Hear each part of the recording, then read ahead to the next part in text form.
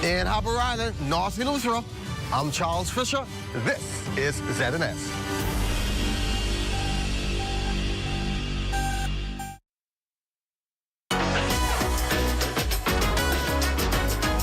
It's What's Trending with Jiminita Swain and the Bahama Beauty.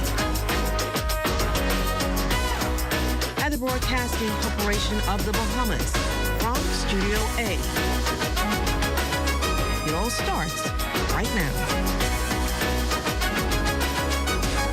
It's Tuesday, June 24th, and you're watching What's Trending. This is the spot to get your latest trends and hottest news. I'm Anthea Ferguson, bringing you all things lifestyle, entertainment, and everything in between. This is the ultimate destination for food, fashion, fitness, and what's going viral on social media.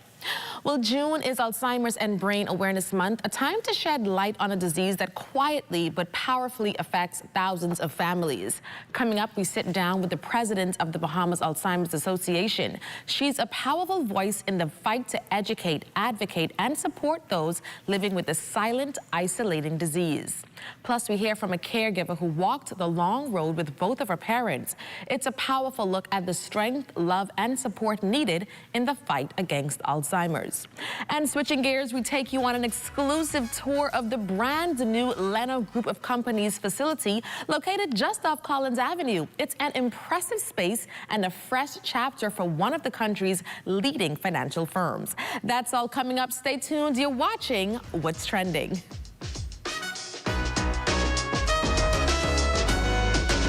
Tired of looking at the same old kitchen? Step 1. Our talented recommended designer Mark crafts a custom design just for you. Step 2. Once your design is ready, CBS Bahamas makes ordering effortless. Your dream kitchen is within reach. Step 3. Our recommended installers bring your vision to life, ensuring every detail is perfectly in place. Sit back and relax as your dream space becomes a reality. Visit cbsbahamas.com and start bringing your home improvement dreams to life today. The internet isn't just for surfing. There's a sea of shoppers buying online, and you can connect with them on Tingsy. Tingsy is the SBDC's online storefront built for Bahamians. Take your business to the next level by selling to customers online, both at home and around the world. People want Bahamian things, and if you got things to sell, sell on Tingsy. Find out how you can connect with a sea of buyers by visiting tingsybahamas.com.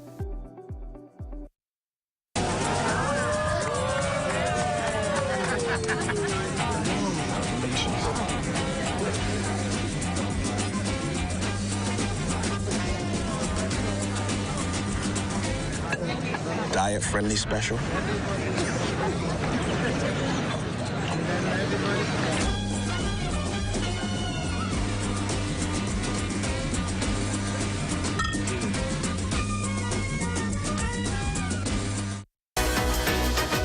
Alzheimer's disease is not just a condition that affects memory. It challenges the soul of every household it touches. It's slow, silent, and often isolating. But through the storm, there are those who fight, who educate, advocate, and hold families together. Today, we sit with the president of the Bahamas Alzheimer's Association, Wendy Poitier-Albury, a voice of strength, empathy, and leadership in this critical fight. Welcome to What's Trending, Wendy, and thanks so much for being here. And thank you so much for having me here. So let's jump right on into the discussion. So talk to me about what is Alzheimer's and who does it affect? Okay, Alzheimer's is part of what we call the umbrella diseases of dementia. And so we look at it as dementia, which is like the umbrella, and then different parts of it would be like Parkinson's, Lewy body, frontal lobe, and Alzheimer's is the most prevalent type of dementia that we would find. And as regards to who it would affect, anyone, everyone. It has no respect to color, class, age. Right now, we're even finding where persons in the past would think, oh, well, because it's a normal part of aging, which it is not. Because we have found that you have persons who are as young as 40 who have been diagnosed with, and they call it early onset dementia, while the majority of persons would be maybe over 70. But we do have cases where you have persons who are in their 40s and 50s who are presenting and who have been diagnosed with dementia. Wow, that's interesting. I mean, with Alzheimer's, yeah. That's very interesting to hear. So what are some of the signs that we can look for in any of our loved ones? Now, like you say, we can't just say our older loved ones. Exactly. Any loved ones who we may have. What are some of the signs and symptoms? Okay, some of the things, of course, I think the one the persons know most about would be the memory loss. But you also have things where persons have difficulty with doing familiar tasks, or they maybe lose some of the words, or they're misplacing word. Maybe they call it rice instead of grits, or, you know, it's similar, but it's not the same thing, or vase instead of a thermos, that type of thing. You also find if persons have difficulty with their decision making, where you would have found in the past persons, they used to pay their phone bill or they pay their light bill every month. Now you find 3, 4, 5 months gone by, no light bill paid. You know, difficulty with focusing or with judgment, those types of things. And of course, these are the things where persons have to be wary. How now does this affect the entire household? What adjustments need to be made? What should families be looking for to do, and some of the changes that you would advise that they make? Okay, now one of the things, of course, that we try to advocate for is that persons, when they're doing their annual checks, that they go and they have their Alzheimer's screenings at that same time. Because Alzheimer's is one of those progressive, what we call the progressive type diseases. And so it will not, you know, all of a sudden, somebody will not be able to function. So you have the early stages, you have the different stages, you have the early stages, and persons who have early stage dementia, they're still able to function, they're still able to do certain things. But what we would advise is we know that right now there is no cure. There are medications that can help to slow the progress of the disease. So that's why it's important for persons to go and get their checks. We need to have research here locally. We hardly have anything. And while we can find that, hey, you can get research from Canada or you can get research from England. What are our numbers looking like? What are our people looking like? Bahamians are different and unique, just as they found with the research with breast cancer. And they said, hey, women with breast cancer, the research in other parts of the world, oh, when they get 50 or 60. No, here in the Bahamas, you have to do it when you're 30 or in your 40s. So those are the types of things we need to ensure we have information. So again, we know how we are able to conduct ourselves. We're able to know what we It sounds like you have a lot of work ahead of you. We certainly do. But how can people get in contact with your organization, whether they want to support you, help you, or for you to be a resource to them? Okay, we do have our Facebook page, so you can look for the Bahamas Alzheimer's Association on our Facebook page or write to us. And of course, we do have a phone number, but anyway, we'll get back to you with that phone number and let you know what it is. And in September, of course, which is World Alzheimer's Month, we are looking for support from the public. We will have a number of activities that are going to be happening then. One of the new things that we're going to be doing, talking also about advocacy and education.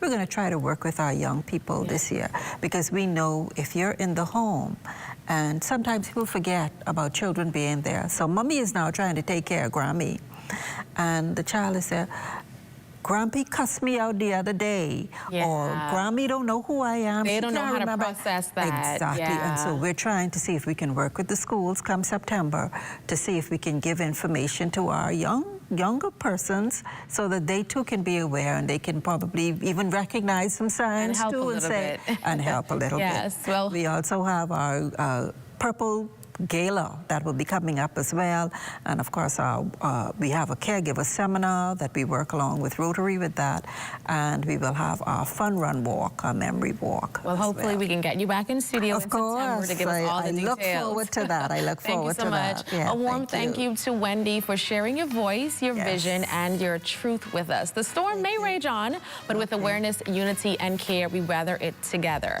On the other side of the break, hear the heartfelt story of a daughter who cared for both of her parents through their battle with Alzheimer's. We'll be right back. Thank you so much.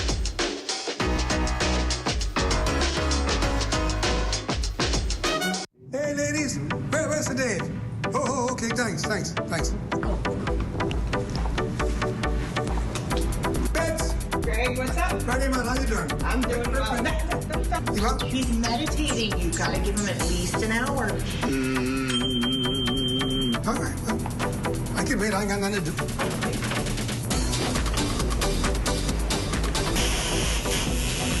Been pimping it, I say, now on to independence.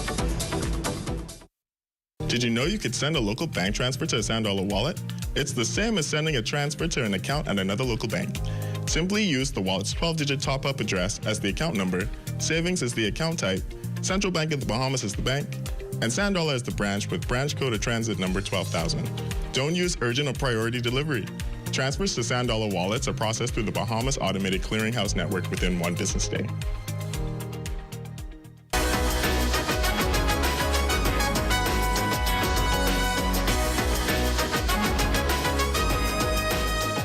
As we mentioned earlier, June is Alzheimer's and Brain Awareness Month. Alzheimer's is actually the most common form of dementia, affecting over 33 million people around the world.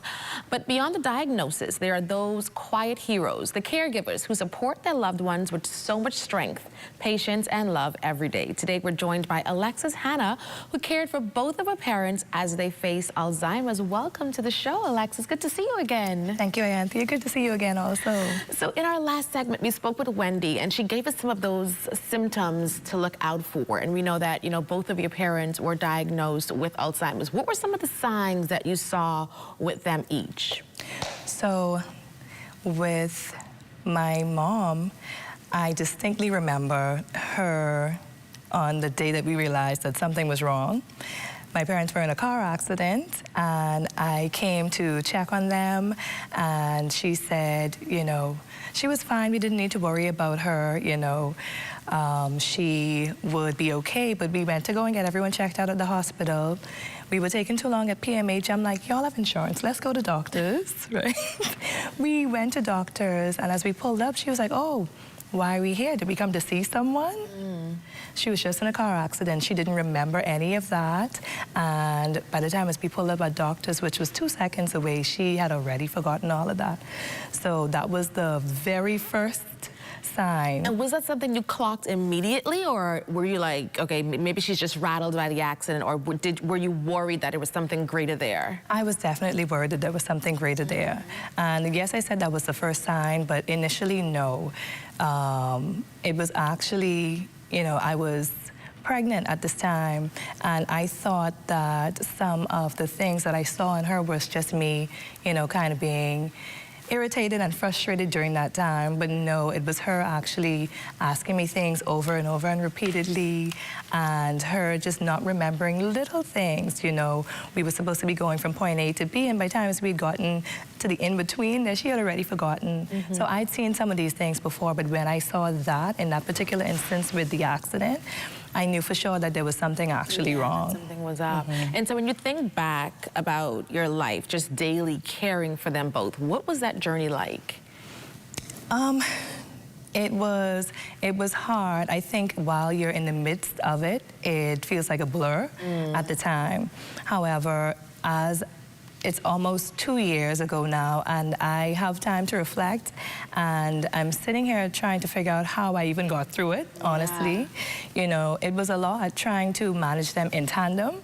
Initially, it was just mommy, but then coming down to the end for about a 4-month stretch, it was both of them. Yeah. And you know, they were both non-ambulatory or not necessarily able to move around on their own, not able to transfer. So trying to deal with it in that aspect, really in the thick of it, it's humbling. It is kind of scary because it is a reflection, or it shows you, you know, your own mortality. And I think we don't think about that. Not enough, right? And so, to anybody else out there who may be in your position now, caregiver for a loved one who is battling this disease, any advice, tips? How did you find your peace in every day that they may could take away with them? You know, there were certain things that were anchors for me. You know, when I would walk in the room, you know, Mommy was not necessarily able to speak, but she would sing. Oh, nice. She would sing or she would hum, and, you know, just being able to see her do that would be like, okay, we still got this. We still got this one little thing that is very much her, and you hold on to that thing. Or Daddy asking me about, okay, what time we going to see this client, because he's still all about work even in the midst of this. You know, just being able to hold on to the little sparks of them and glimmers of them that you get here and there during that time. And then support in terms of your village. It may not be the village that you had envisioned initially, but you know, you watch out for who it is who actually shows up in these moments.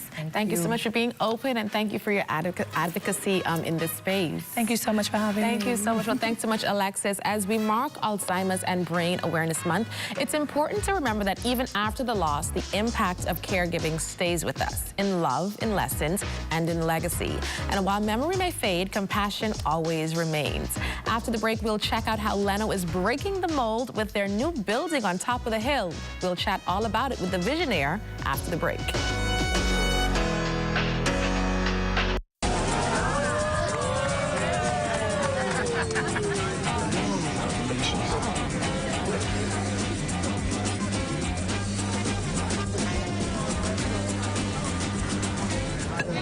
Diet-friendly special.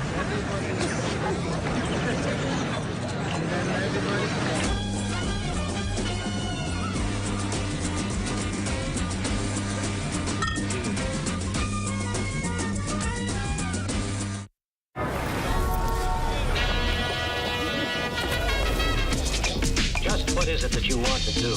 And we want to have a good time. We want to be free to do what we want to do.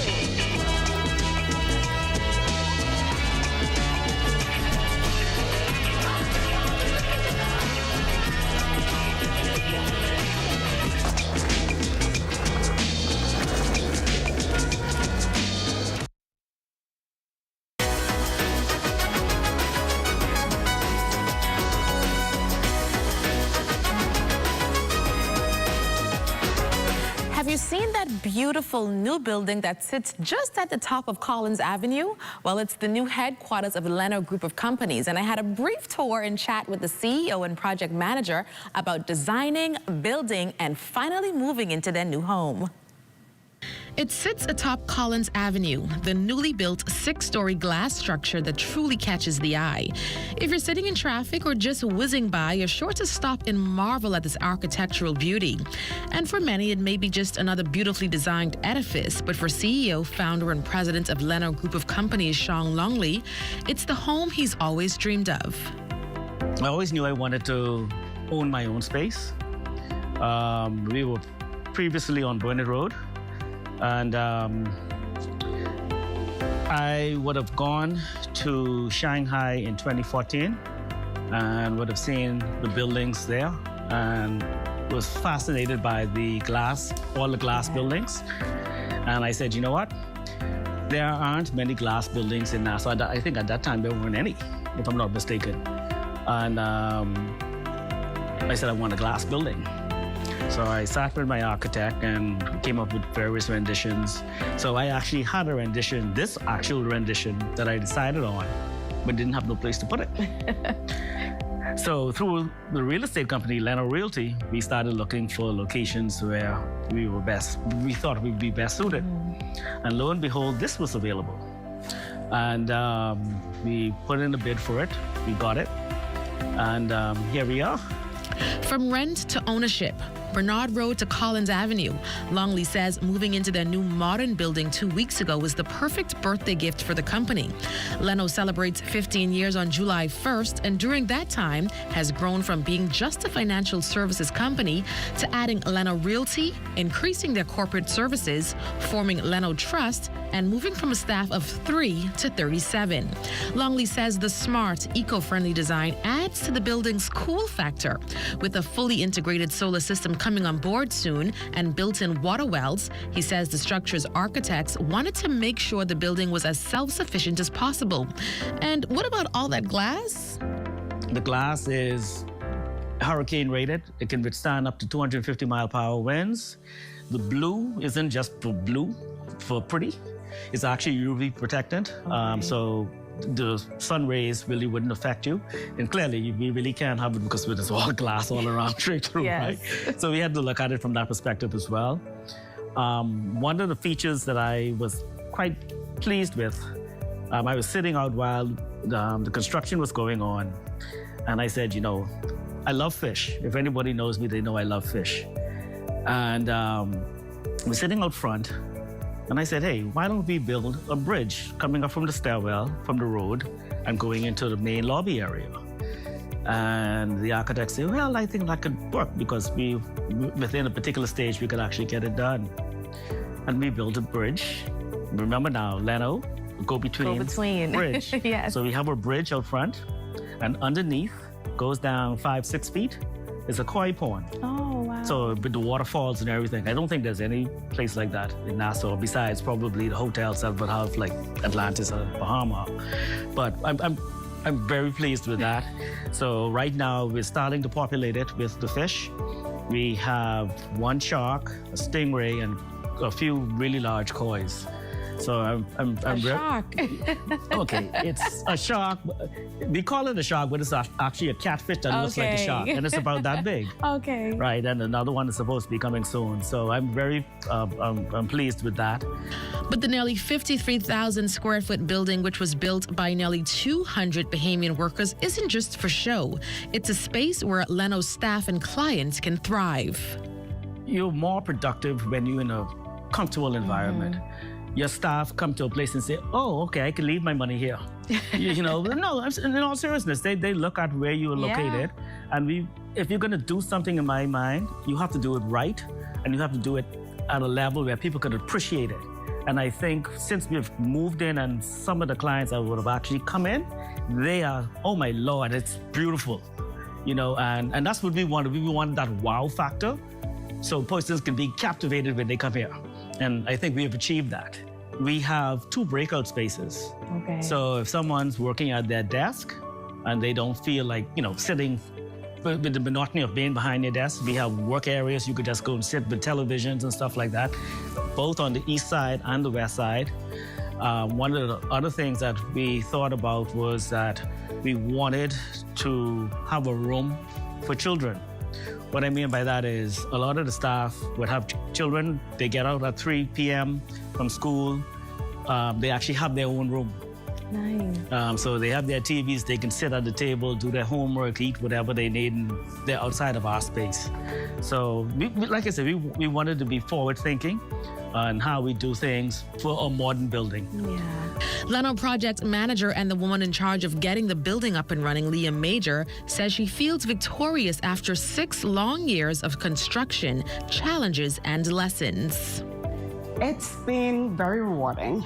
I'll start there to see it where it is now, having gone from just limestone and rock to, you know, your excavation, and then of course you have your architectural drawings, but then you now see this thing coming out of the ground, taking life and finally being here.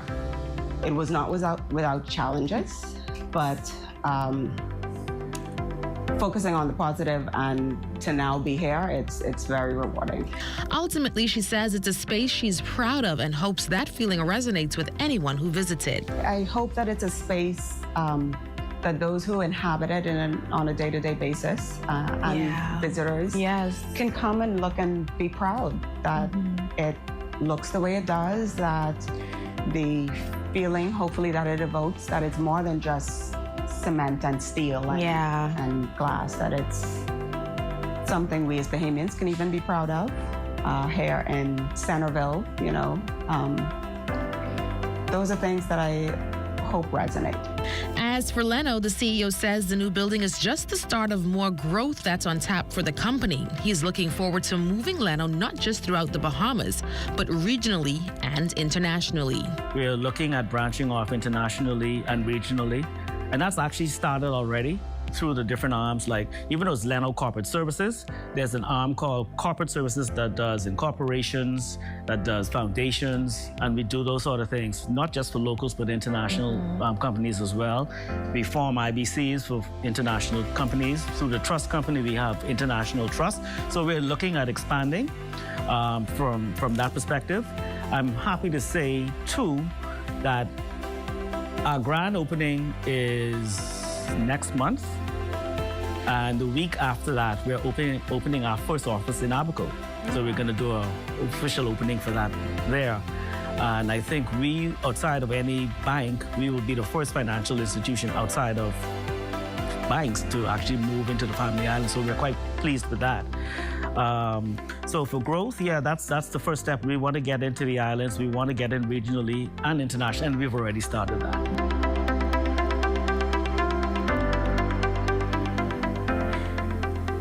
As mentioned in the feature, the building opened just 2 weeks ago, and yes, I can attest, the views are stunning. Congratulations to the entire team at Leno on a job well done. Well, diplomacy shapes the world, but for far too long, half the world's talent has been missing from the table. Today, the Bahamas joins a global call not just to recognize women in diplomacy, but to remove the walls that keep them out. Our very own Jimanita Swain takes us deeper into the global conversation and why it matters right here at home. Today, we join the world in recognizing the United Nations International Day of Women in Diplomacy.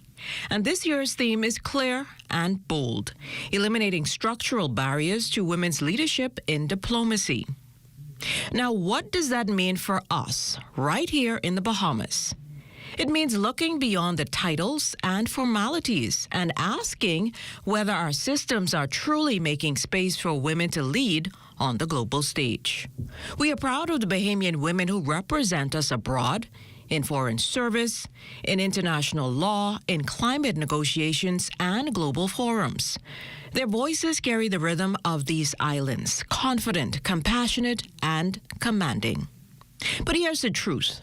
Too many talented women are still being held back by outdated systems, by unconscious bias, and by policies that were never built with them in mind. Eliminating barriers means more than opening doors. It means removing the stairs, redesigning the room, and handing women the mic without asking them to raise their voices just to be heard. In the Bahamas, we've seen what women can do when they lead. Not just in diplomacy, but in education, in health, in business, and in politics. So why should diplomacy be any different? When Bahamian women are at the table, peace feels more possible, policy feels more human, and representation feels more real. So today, we don't just celebrate, we recommit to the women who've paved the way, to those still climbing, and to the young girls in school uniforms watching this broadcast right now. We see you, we need you, and we stand with you. This is not just a day, it's a movement. A diplomacy that leaves women behind, leaves the nation behind.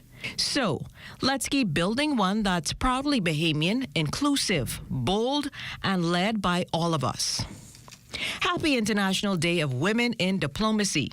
The world is watching. Let's show them who we are.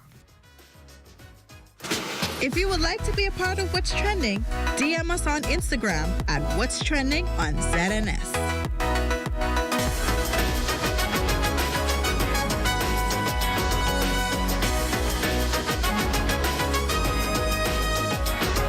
We're here at the Nassau Village Community Center project, where over the past 17 months, we've hired over 20 Bahamian subcontractors to bring this beautiful project to fruition. I've been living in Nassau Village for more than 19 years, and to see a project like this bring great joy and pride to me. This state-of-the-art multi-purpose community center will serve as a crime-fighting initiative in the community. Also help with the education of our kids in this community and a hurricane shelter. Yeah, and it also shows what we as Bahamians can achieve when we work hand in hand with each other. We have the technical know-how, and we can pretty much deliver on any project here in the Bahamas or in the world. Bahamas Stripe and the Bahamian Company, they prove that they believe in Bahamians. Based on the outcome of this project, I don't think they're disappointed in giving a small person an opportunity to do a job such as this. The more opportunity they get, the more opportunity we will get. If you look around and see the work done so far, it just shows what we as Bahamians can do. You've got termites and need to get rid of them fast? Trust Rent-A-Kill Initial. With over 60 years experience in the Bahamas, the global brand, training, and expertise can't be beat. Only Rent-A-Kill Initial gives you a 3-year warranty and payment plan options on termite fumigation. No one can match the range of treatments we offer, such as fumigation, pre-construction treatments, termite monitoring, and more. No matter where you are in the Bahamas, we will come to you. When it comes to complete termite eradication, there's only one name, Rent-A-Kill Initial.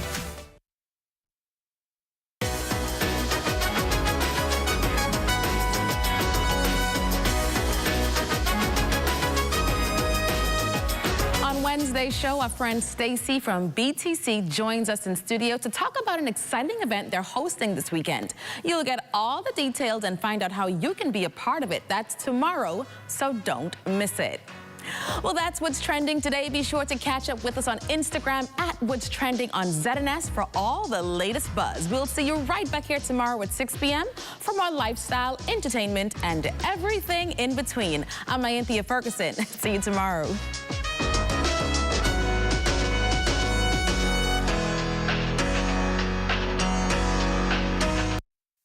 At the House of Assembly, I'm Lakush Lapinder.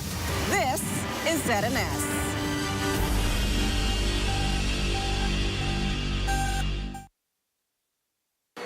This is the Bahamas Tonight, the Northern Edition. Here's a look at tonight's top stories. The Chamber President weighing in on global uncertainty and its impact to the Bahamas. Also, a local farmer left with thousands of dollars worth of damage after a brush fire rips through his property. And later, the family of a principal assaulted at a local primary school speaks out. The Bahamas Tonight Northern Edition starts now.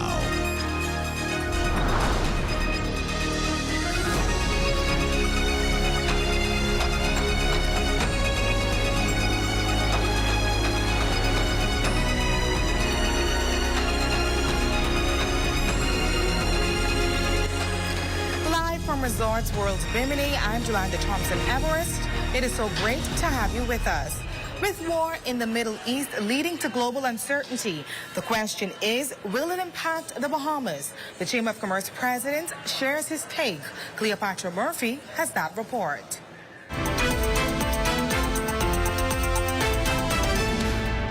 Once the U.S. gets involved in activities in the Middle East, the fallout in the past has always been critical to the rest of the world. President of the Grand Bahama Chamber of Commerce, Dylan Knowles, is concerned about even greater U.S. involvement in the Iran-Israel war and the implications it could have for the Bahamas and the wider global community. The biggest concern I think that there is the blocking of the Strait of Hormuz and therefore the impact that has on global trade. That strait is critical to the oil trade. Knowles' comments come after Israel launched an attack on Iran on June 13th, with Iran striking back. President Donald Trump bombed 3 Iranian nuclear sites on Saturday in what he says was an effort to stop its nuclear capabilities. However, after Trump announced a ceasefire between the warring countries Monday, CNN reports rising oil prices fell. With both countries still launching missiles after the ceasefire was set to take effect, Knowles questions if there was one, adding that when it comes to war, consumers are always impacted. We have to continue to diversify our economy. We have to continue to prepare for tough times. We cannot just continue to spend. We have to save and invest. and we have to stock up on goods that we need for situations that may come about. He believes tourism could also take a hit. Anytime there's an increase in costs in the United States, which is our biggest tourist market, there's a drain on their income, their disposable income, and disposable income is what is used for travel. For the Bahamas Tonight, the Northern Edition, I'm Cleopatra Murphy. Bushfires that tore through the parts of the island over the weekend were still burning earlier today. And for one local farmer, the damage is permanent. Raven Davis has that story. For Robert Wright Sr., the smoke in the air isn't just a sign of what's burning. It's a symbol of what's been lost. 3 acres of farmland and years of dedication all gone in a matter of hours. The mulberry tree burned up, breadfruit tree done burned up, jackfruit tree done burned up. It goes on and on. Wright Sr., the owner of King's Farms located just off Fortune Bay Drive, says he started the operation about 8 years ago, determined to grow his own food and supply organic produce to the community. But that mission came to a fiery end Monday afternoon. He says the blaze started near Midshipman Road, and despite a fire truck being stationed nearby, no help came. When I spoke with them, I asked them, how come you all didn't try to put out the fire? They said, number one, they had no water in the fire truck, and they said the pumps on the fire truck, say every time they try to pump water, it get hot. The pump get hot, and they have to shut it down. But my question is basically, why were you out here? He says he watched helplessly as the flames spread, fueled by dry bush, consuming everything in their path, from jackfruit trees to an automated irrigation system. Thousands of dollars went up in smoke. You know, it's sad, but I don't understand it. You know, we had fire here about off Bohemia, but a couple of weeks ago, and there was a fire engine problem then, and still one that exists today. Wright adds that even a visit from an official from the Agriculture Department offered no solutions. I guess he came out here sometime yesterday afternoon, and I think he was out here this morning because he called me. He was on his way up here, and he basically said his hands are tied, you know, so that's basically it. It is what it is. We got to start over. Now we spoke to Chief Superintendent Bill Hart, who confirms there were multiple fires in the area, though no official report was filed regarding the specific incident. I also contacted ASP Richards, who was the fire chief. He is not aware of the incident either, but he did confirm that there were fires from Friday, all day, basically all day Friday into late Monday afternoon. And he confirmed that the fire trucks that went to fight those fires were functioning properly. Now, Wright says this farm location is likely done for good, but with family matters in play, what comes next is still uncertain. For the Bahamas Tonight, the Northern Edition, I'm Raven Davis.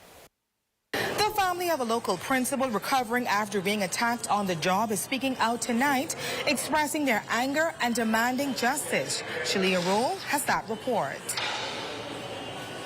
Justice would prevail. We thought someone would give my child a voice.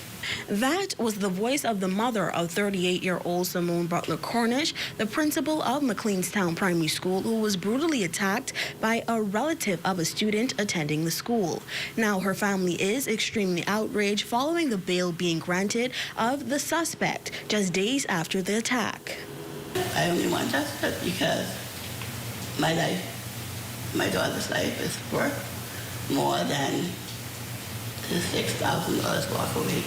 The victim's sister, Shakonda Colby, also expressing profound anger over the injuries her sister sustained in the attack. She emphasized that her sister is a compassionate individual, especially devoted to her students, making the assault all the more difficult for the family to bear.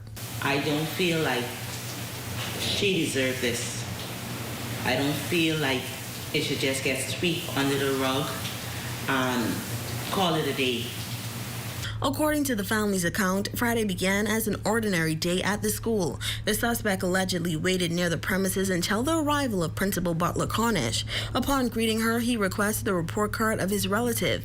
As she turned to retrieve the package, the suspect struck her in the head with a steel object, inflicting 15 wounds. Butler's family say that the assault came without warning, as they had received no prior threats from the family of the student involved. I screamed, I say, help, help, help. He wouldn't stop attacking me. She said, finally, she said, Jehovah, Jehovah, and he got up and run. To date, the victim has been released from the hospital but continues to receive treatment in the nation's capital. Her mother says the road to recovery is far from easy. Jesus, Father, she's in pain. She's having nightmares. For the Bahamas Tonight, the Northern Edition, I'm Shirley Earl.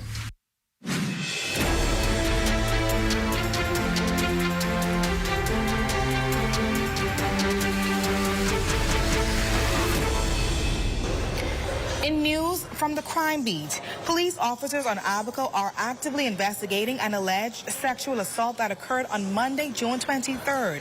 The initial report revealed that after midnight, a U.S. national employed a vessel moored at Guanaqui reported that while at a local eatery, she met a Caucasian male whom she met the previous day. She, along with a man who was also a foreign national, left the business establishment and drove to a nearby beach. While there, the man became aggressive and forcefully sexually assaulted her. He then reportedly dropped her back at her residence. Once there, she contacted authorities and reported the crime. This matter remains under active police investigations. And still to come. When we come back, the MSC Foundation is committed to marine conservation and sustainability. Hear how they are partnering with students at the University of the Bahamas. That story, sports, and more when the Northern Edition continues. Imagine a world where every brand knows your name and every store awaits your arrival. Elite shopping, travel where luxury is a lifestyle and every journey feels like home. Dine where every flavor is just for you, every table reserved, and every moment a taste of perfection. Make every big moment even bigger. Experience banking where wealth isn't just managed, it's maximized. Step into a world without limits. Commonwealth Bank, leader in personal banking services. Come on down and see what Dolly Madison has in store for you. Renovate and rejuvenate at Dolly Madison.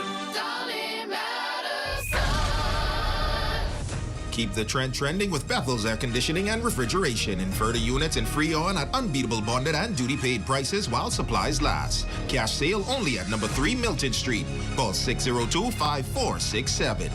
Don't miss Paint Fair and Sherwin-Williams Customer Appreciation Day this Wednesday. 25% off all Sherwin paint and all supplies all day, plus demos, giveaways, and free hot dogs starting at noon while supplies last. This Wednesday at Paint Fair's new location on Bellevue Lane behind Bellevue Business Depot.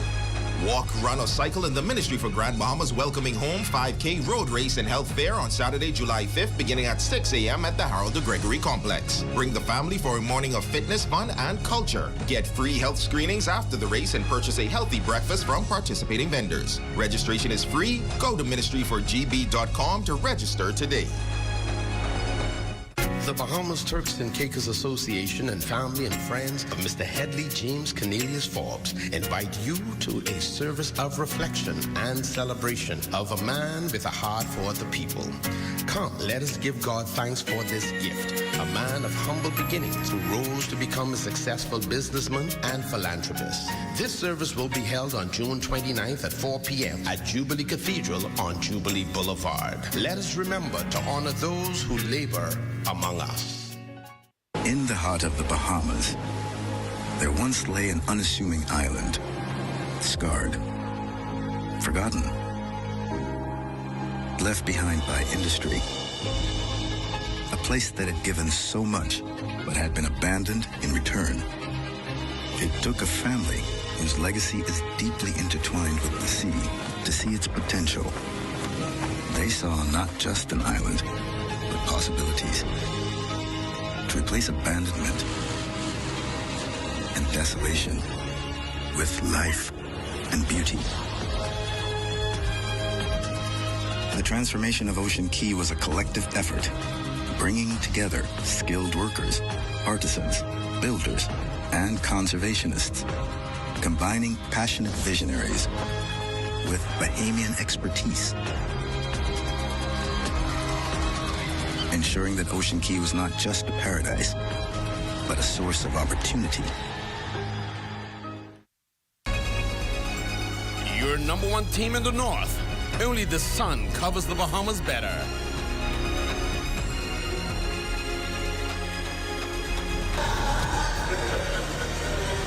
Welcome back.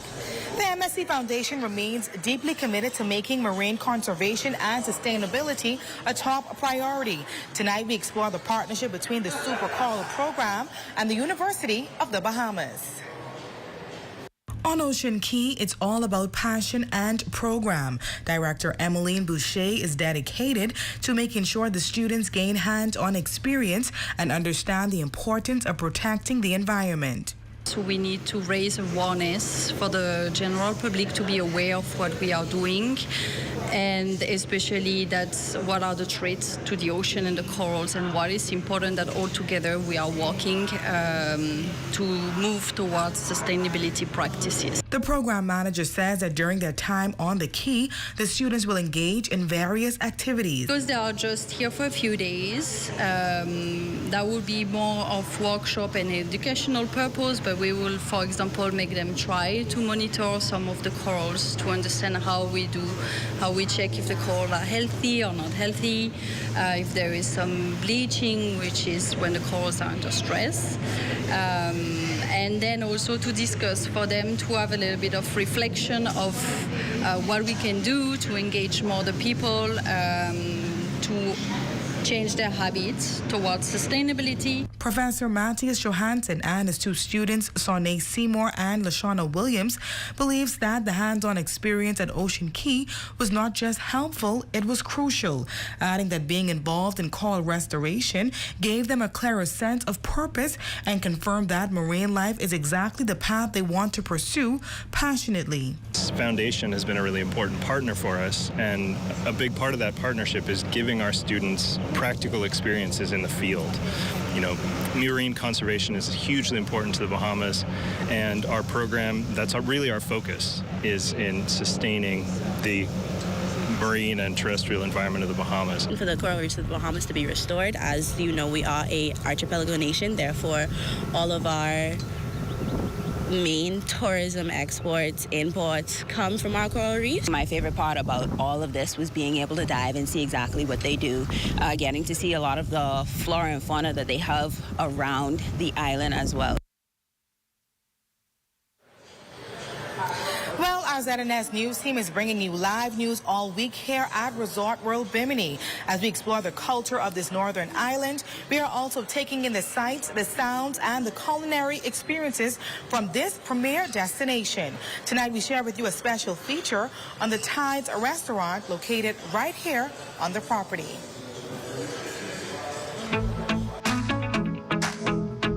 I went back home to Nassau because that's where I'm originally from, and I worked with multiple chefs and increased my knowledge. And they called me back about August 2024, and it just was a process to come back.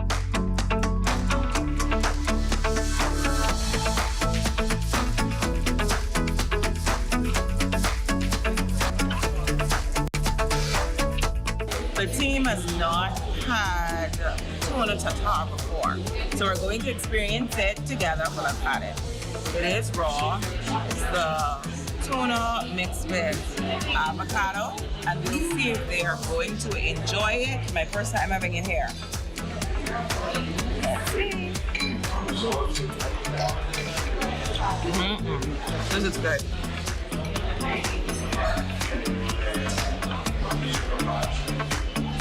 I love it.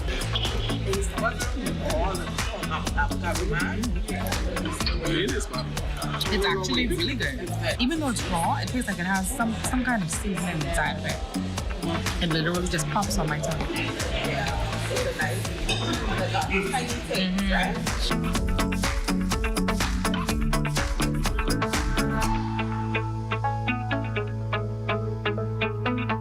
We are going for a very Bahamian American, Bahamian French concept, but I try to steer to more of lighter food, whereas it doesn't fool you too much and you're able to enjoy your meal, not just be heavy at the end of it.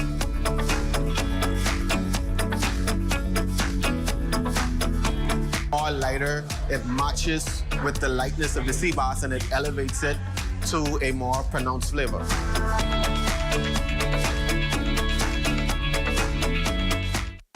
And that's a look at stories making news. A live check on sports from Grand Bahama is up next.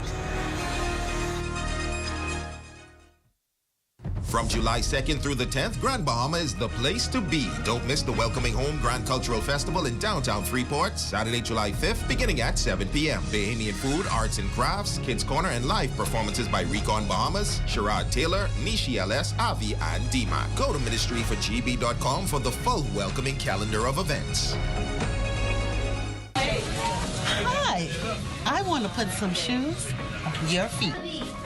Hi, I want to put some shoes on your feet.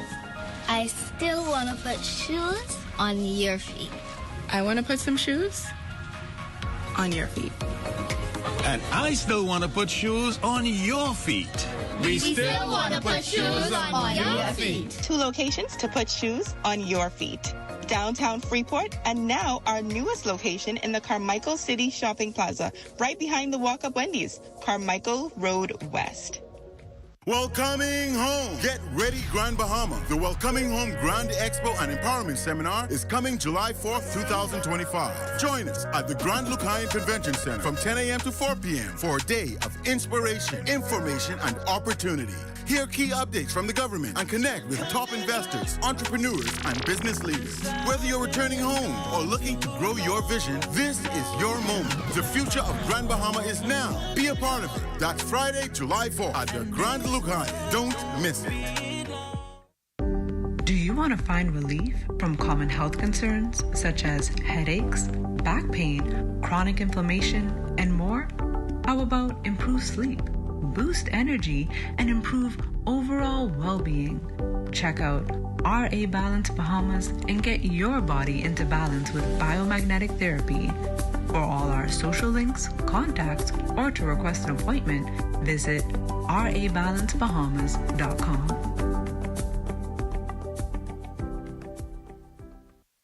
Just 50 miles off the coast of Florida lies a destination unlike any other.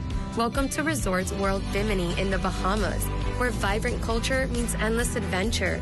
Relax on pristine beaches, savor Caribbean flavors, and sun-filled hotel stays. Whether it's a tranquil escape, night at the casino, or a weekend full of thrills, Bimini feels like a world away, but closer than you ever imagined.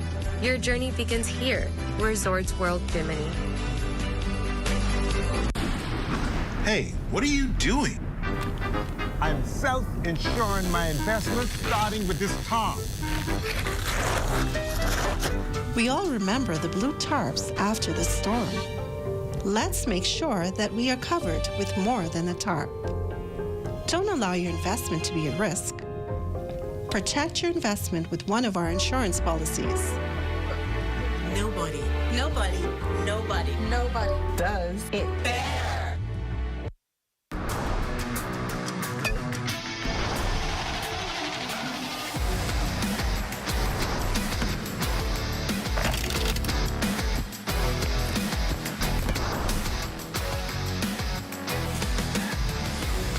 What's happening, beautiful people? I'm Shane Stubbs with your evening sports update. The Grand Bahama Soccer Club's girls soccer camp was one for the books, and it's one that Coach Mary Woodside Knowles says left the visiting coaches impressed with the talent on the island. The coaches feel like the kids have a lot of energy, and one of our coaches that coached the first year, and now it's the 4th year, she feels like the technical ability of the kids is much, much better. Now, after working with the campers, Coach Aaron George of North Carolina Fusion and Eastern Florida head coach Scott Carswell believes the soccer product on the island has a bright future and could set these young ladies up for success. Really, they just love to play soccer, right? That's what I've seen the most is their joy and their enthusiasm for the sport and for the game, and they all just want to get better. It's the 3rd year that I've been here, so I've seen the improvement from the kids over the years as they've gotten older and they've improved their game. So it's always been fun. They come here, they work hard. Even in the heat, they give us their all. Now their focus is on the boys' camp, which is currently in full swing with a number of visiting coaches on the island. Next in sports, the Tabernacle Falcons receiving their hard-earned bling as Hugh Campbell champions. The Falcons defeated the C.I. Gibson Rattlers back in February, and offering some wise words was former athlete and Deputy Director of Building and Development Services at the Grand Bahama Port Authority, Troy McIntosh. You played with heart, with discipline and determination. You trained hard, you stayed focused, and gave it all. And today you're being celebrated. As faithful stewards of God's grace, your talent on the court is a gift. But what you choose to do with that gift is what turns it into legacy. The Grand Bahama Port Authority is proud of you, and we remain committed to supporting young people like yourselves, helping you grow, achieve, and rise to your full potential. And lastly in sports, scores from Grand Bahama flag football action over the weekend. In men's play, the Barcode Titans got over the Three Links Bad Boys. They had rolled to the 21-6 victory in that contest. On the women's side, the Barcode Tritons shut out the Overtime Lounge Lady Elites 14-0. Also on the women's side, the 11-11 Angels got a walkover win against the 14K Bar and Lounge Tigers. And finally, on the men's side, Oiler Nation got the upset win over the Sky's the Limit Rock Boys. The final score, 25-20. Ladies and gents, that's your quick check on sports. I'm Shane Stubbs. Your Facebook friend of the day is up next.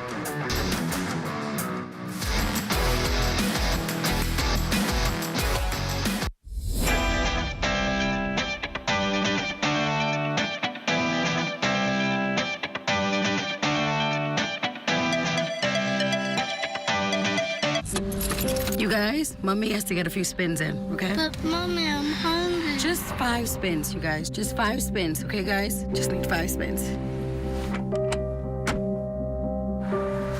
We better do our homework. It's gonna be a while. Problem gaming affects more than just the gamer. This message has been brought to you by the Gaming Board for the Bahamas, which encourages you to game responsibly. Welcoming Home. Get ready, Grand Bahama. The Welcoming Home Grand Expo and Empowerment Seminar is coming July 4th, 2025. Join us at the Grand Lucayan Convention Center from 10 a.m. to 4 p.m. for a day of inspiration, information, and opportunity. Hear key updates from the government and connect with top investors, entrepreneurs, and business leaders. Whether you're returning home or looking to grow your vision, this is your moment. The future of Grand Bahama is now. Be a part of it. That's Friday, July 4th at the Grand Lucayan. Don't miss it. Join us for City in Motion, your inside look at the people, progress, and possibilities shaping the city of Freeport.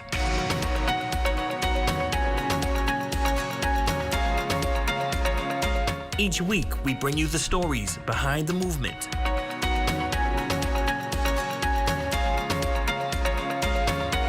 Highlighting how the Grand Bahama Port Authority is leading with purpose. Our desire is to connect Bahamians with the opportunities that's right in front of them. This is City in Motion.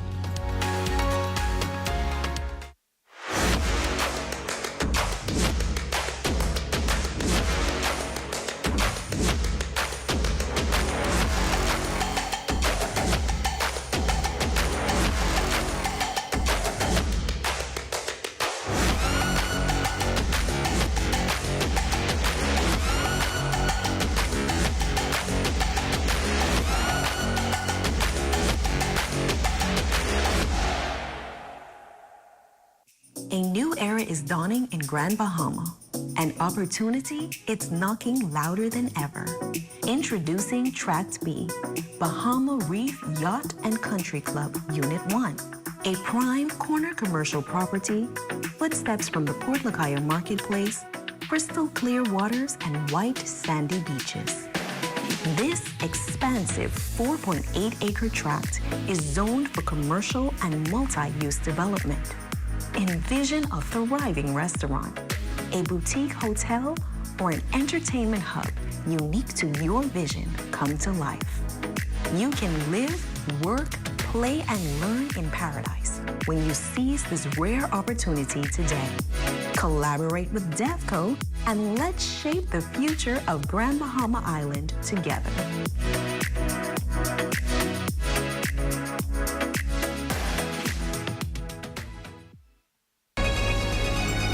Your number one team in the North.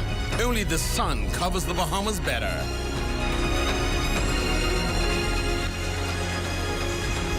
And that's going to do it for us here live at Resorts World Bimini. On behalf of our entire ZNS News team, we want to say thank you so much for tuning in. The Bahamas Tonight starts now.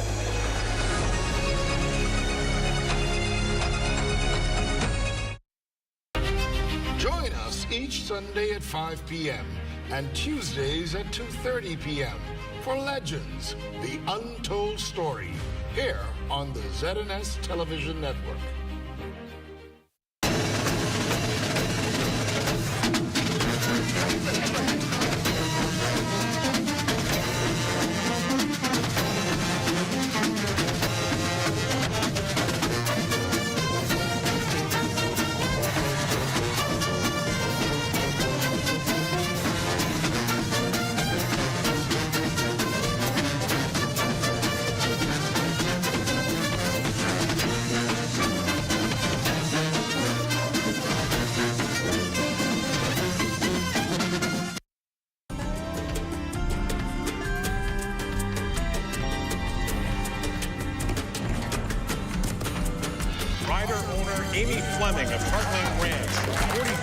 How do you think that makes Briar Ridge look? Like a third-rate trail riding center, that's what. I am not spending another dime on horses or fancy trainers if that's all you can come up with. Are you riding in the fall finale? Yeah, I am. Great. Maybe I'll see you there. You too. Letter for you.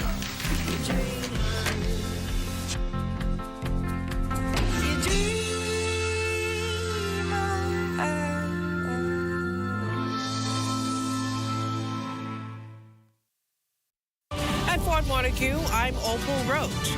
This is ZNS.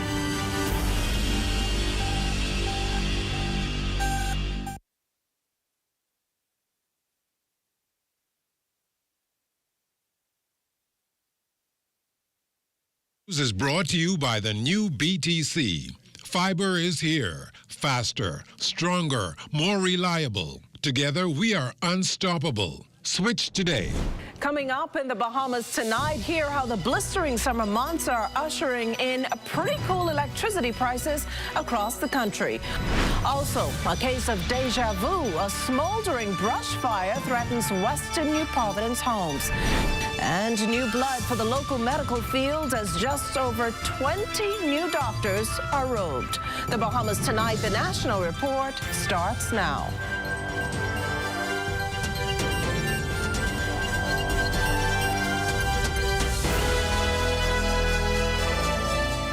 Good evening, everyone, and welcome to the broadcast. Gas prices on the way up, and you can blame that on the supply chain due to hostilities between Iran and Israel in the Middle East. Now, while it's unclear when the hike will take effect, the Bahamas Petroleum and Retailers Association's advising Bahamian consumers to closely monitor the situation. LaDawn Davis caught up with the vice president of that association to find out what it all means for the Bahamas. Bahamas Petroleum Retailers Association Vice President Vasco Bastian telling ZNS News that as the airstrikes between Iran and Israel continues to rage in the Middle East, a barrel of crude oil was traded for about $74 on Monday. It's a spike he says we must pay close attention to, as it could possibly have a trickle-down effect on the bottom lines of wholesalers, retailers, and consumers at the pumps pretty soon.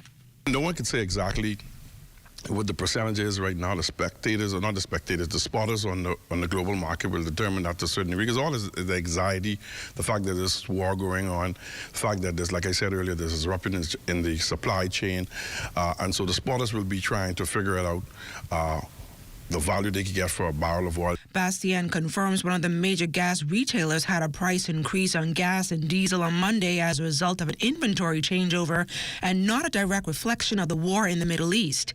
In spite of this, Bahamians should not be alarmed, as Bastian predicts there will not be any disruption in fuel supply from the United States, at least for now. All of the major wholesalers, Esso, Shell, and Rubis, have adequate inventory to supply the Commonwealth of the Bahamas. So there's never even a need for Bahamians or the motoring public to be concerned about that. I think you could go ahead and continue to drive. While a future price hike is concerning, Bastian contends it would not have a great impact on the association 25-cent fixed price margin increase received from the government last year, October. We're an industry where our margin is fixed, so we cannot adjust our margin when the price of oil goes up. So we still right now, thank God, we're working now with our recent margin increase that we got October last year, when the government saw fit after 13 years, gave us a margin increase. So that margin increase, along with our previous margins, so we should be able to kind of like rough it out for a couple of months at least, but hopefully this war won't last that much longer. According to Economic Affairs Minister Senator the Honorable Michael Halkitis, national efforts are underway to enhance the country's renewable energy infrastructure and surpass global standards for renewable energy by 2030. The more and the more quickly we can move to integration of more renewable energy in our power generation, the better it is for us. For the Bahamas Tonight, I'm LaDon Davis. Now, while gas prices head north, some relief comes in the form of an initiative the government's ushering next month for Bahamas Power and Light's many consumers. Effective July, BPL's resident customers will benefit from reduced fuel charge rates of 17.4 cents and 21.4 cents per kilowatt, a slight decrease from the current rates of 18.5 cents and 22.5 cents respectively. The rebates intended to offset the elevated cost that comes along with increased summer use of air conditioners, refrigerators, and water heaters, coupled with the temporary reliance on the more expensive diesel to maintain consistent electricity supply. Now, to further ease the squeeze on your pocketbooks, consumers are advised to set AC units to 78 degrees and supplement with fans. Also, close curtains and blinds during peak sunlight to reduce indoor heat. Unplug electronics and appliances when not in use. Use energy-efficient LED lighting and run high-energy appliances like dryers or ovens during cooler hours. As for BPL's long-term plans, well, this includes transitioning to liquefied natural gas as a primary fuel source. The government's looking at a timeline of 2025's fourth quarter. Well, the summer heat, not the only thing rising. The same to be said about the political temperature here in the country. And with serious decisions to be made ahead of the next general elections, the Prime Minister last evening issued a stern warning to his frontline team, made a clarion call to civil servants, and rallied supporters to unite. Progressive Liberal Party leader Prime Minister Philip Davis affirmed that his administration is working for the people. Felicity Darville has the story. The Progressive Liberal Party's Link Up event in eastern New Providence began with hundreds of supporters participating in a motorcade that culminated at Charles Carter Park. There, Progressive Liberal Party leader, Prime Minister the Honorable Philip Davis, affirmed that his administration is working for the people and they intend to build more homes, give more deserving promotions and pay raises, and boost the workforce. He called on civil servants to work hard to remove roadblocks in the system and empower Bahamians. Let me say it straight. My administration has to deliver. The Bahamian people didn't send us here to look busy. They sent us here to get things done. So if you are in the public service and you're holding a progress, I want you to hear me loud and clear. Brave say, take them files off them desks. And let's deliver for the people of the Bahamas. He implored them to cut the red tape and get to business. If a Bahamian is waiting on land, move the file. If a Bahamian is waiting on housing, move the file. If a small business is waiting on support, move the file. If there's a project ready to go, get it moving. The Prime Minister hinted that he would be willing to send anyone home, even from his own team, if they failed to carry out the mandate. This government was elected to deliver, not to stall, not to delay, not to make excuses. I told one fellow straight, if you missed that deadline, I want your resignation letter on my desk. And let me tell you, the letter is on my desk. Because we are not here to collect titles. We are here to serve. And if you can't keep pace with the people's expectations, then step aside and let someone else carry the weight. Prime Minister Davis said that the only thing that can stop his party's momentum is the party itself. With that, he told members of the Progressive Liberal Party to move ahead and move together to enact the blueprint for change for the Bahamian people. For the Bahamas Tonight from Charles Carter Park, I'm Felicity Darville. Well, meantime, the second and final leg of the Ministry of Tourism sales mission to Canada has moved from Montreal to Canada's largest and most populous city, Toronto, where ministry officials will again look to showcase the country's winning formula as a world-class destination. Corval Pyfrom reports on how officials are hoping to repeat what they did in Montreal. Good evening to you from Toronto, and a day after tourism officials scored a huge success with that journey of this sales mission, which was capped off with a trade show, which also included Junkanoo. They are hoping to repeat the magic here in Toronto tonight. The Ministry of Tourism turning this popular downtown Montreal eatery into a Bahamian dream experience last night, showcasing everything that makes the Bahamas as a destination the ultimate vacation experience. We have great partners here, and this is always a work in progress, and we are looking forward to a very progressive future. But it's never stopped. Hopefully, it will only get better. Deputy Prime Minister and Minister of Tourism Chester Cooper and other top ministry officials rubbed shoulders with Montreal partners as they sought to drum up even more rivals to the islands. DPM Cooper's optimism buoyed by positive news from Air Canada, whose officials he met with earlier in the day. We had a productive, meaningful dialogue.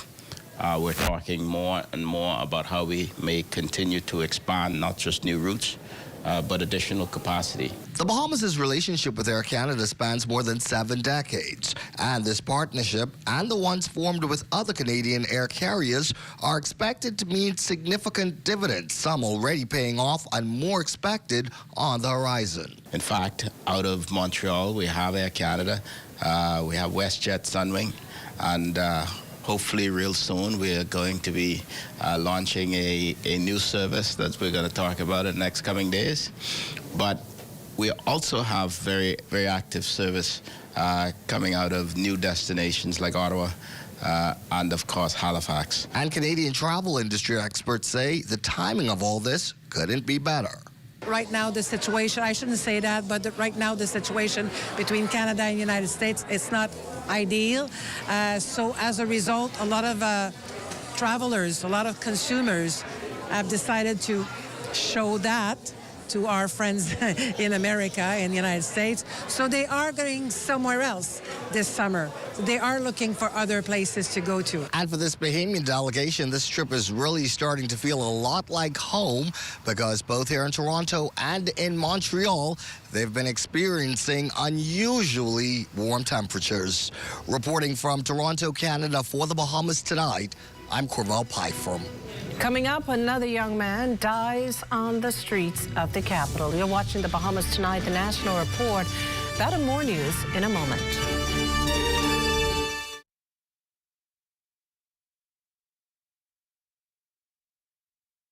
Elite Shopping. Travel where luxury is a lifestyle and every journey feels like home. Dine where every flavor is just for you, every table reserved, and every moment a taste of perfection.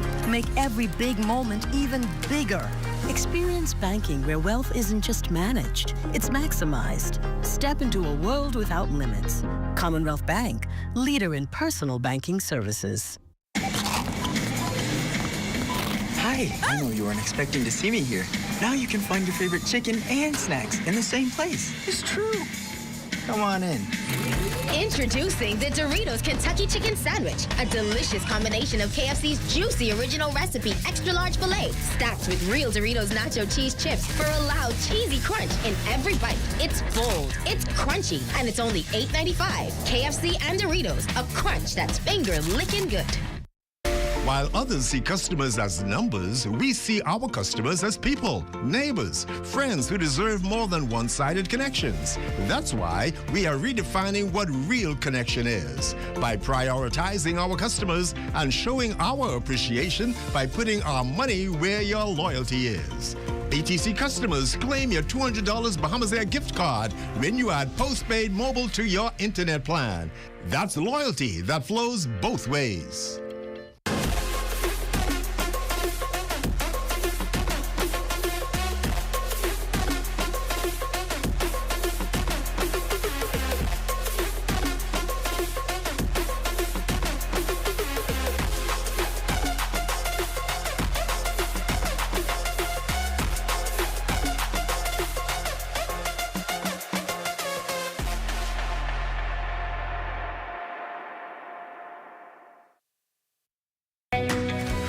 I'm Melissa, and I'm a survey enumerator with the Bahamas National Statistical Institute, or BNSI.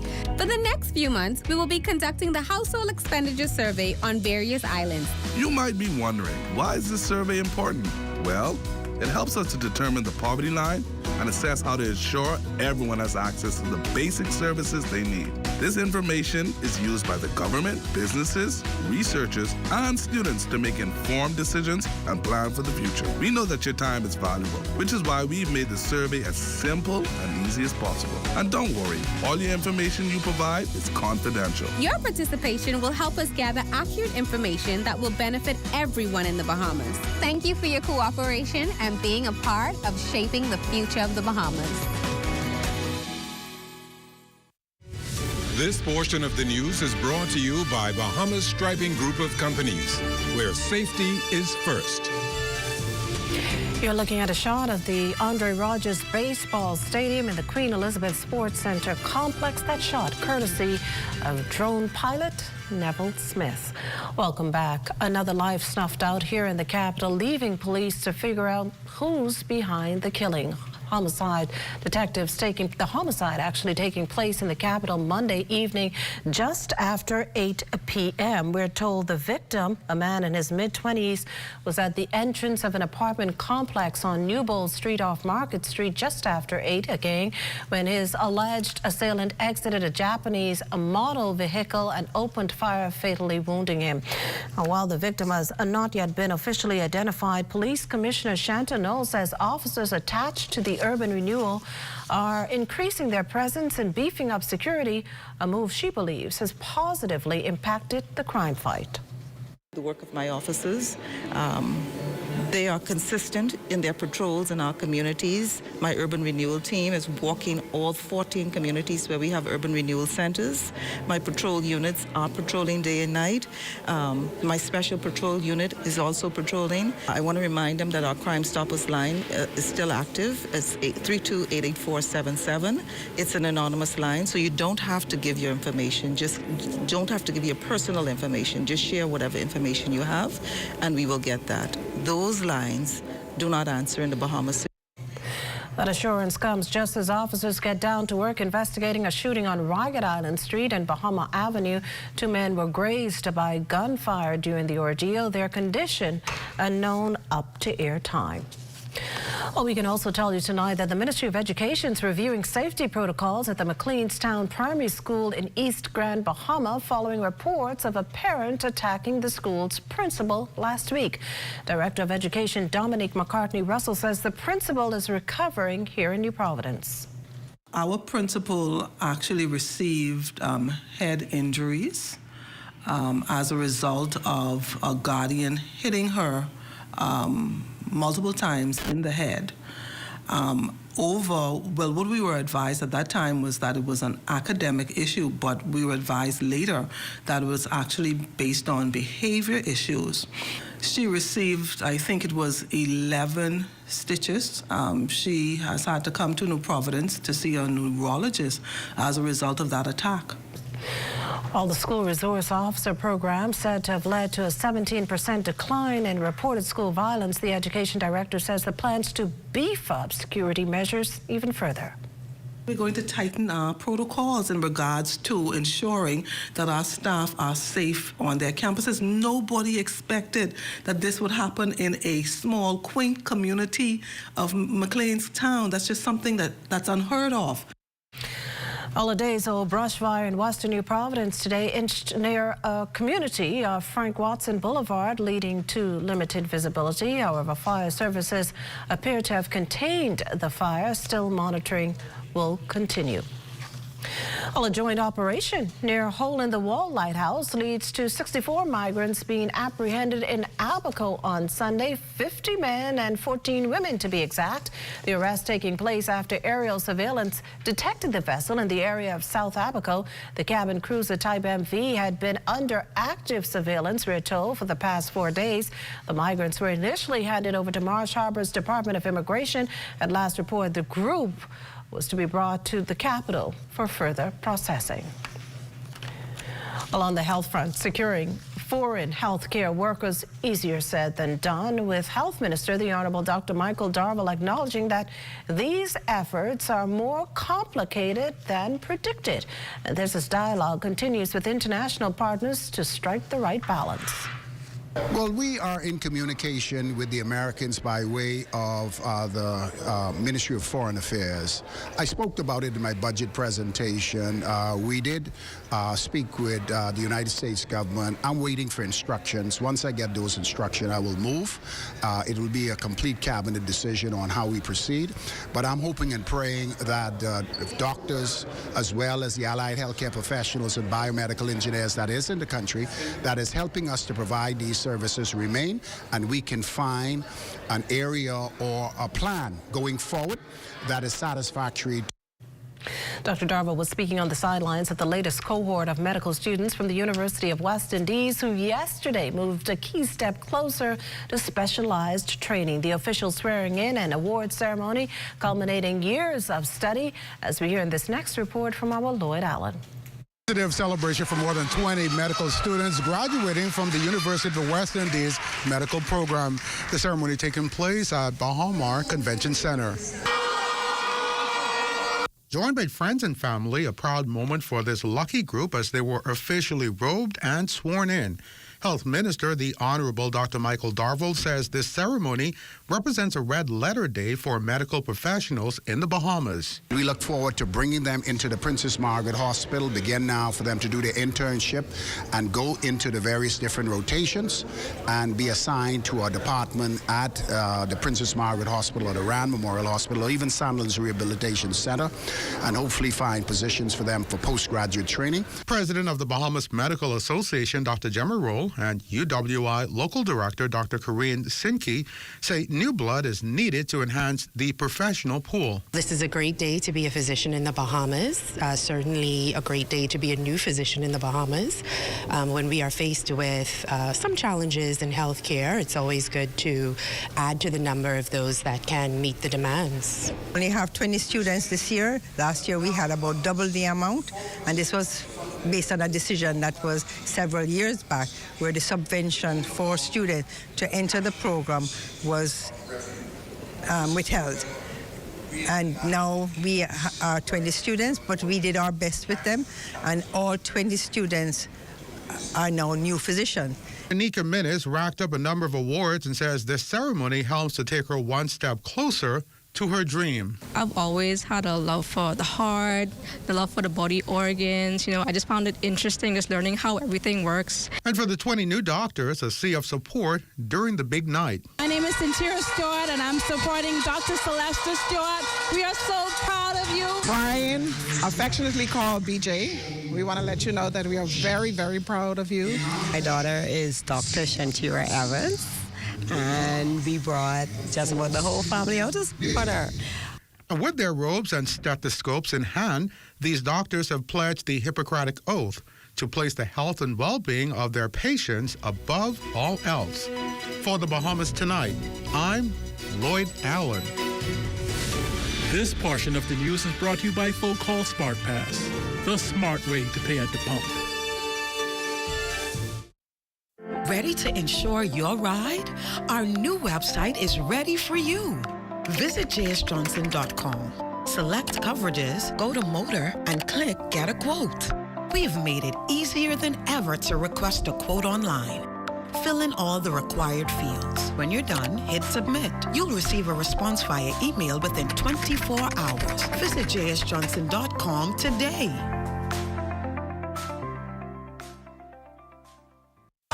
Are you straight? Bro, I ain't getting no service. I can't make no calls. I can't post nothing on my stories. I don't get it. Wait, you on the live?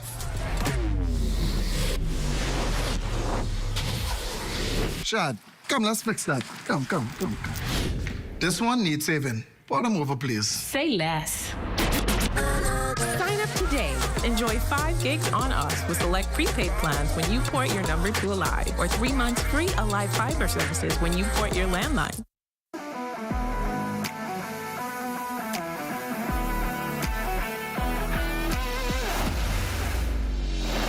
Bahamas Striping Group of Companies, we have been in Exuma now for the past 4 years, carrying out our paving program. A part of our company's philosophy is producing work to international standards. So when you look at our paving division, we have a state-of-the-art lab to do all of our testing in-house, as well as a state-of-the-art asphalt plant with a trained technician carrying out the work on that site. The overarching goal of our company is to produce the work that we're doing in the entire Bahamas to international standards. We also make a difference by the training of our staff. We have a very intensive training program going on to where we are teaching young men how to learn the art of striping. Being a young man myself, I've made mistakes in the past. I was given a second chance to better my life, and it's only fitting that we pass that along. What's important for us is giving them a second chance for them to get a skill and a career that could take them further in life.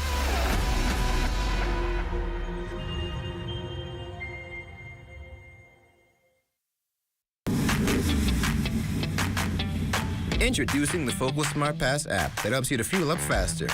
Here's how it works. Download the app on the App Store or get it on Google Play and create your profile with payment details. Visit your nearest Shell station. Open the app, scan the pump's QR code, select your payment amount, and begin fueling.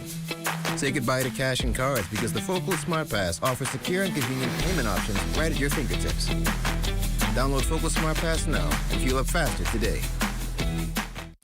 This portion of the news is brought to you by 700 Wines and Spirits, bringing celebration across the nation.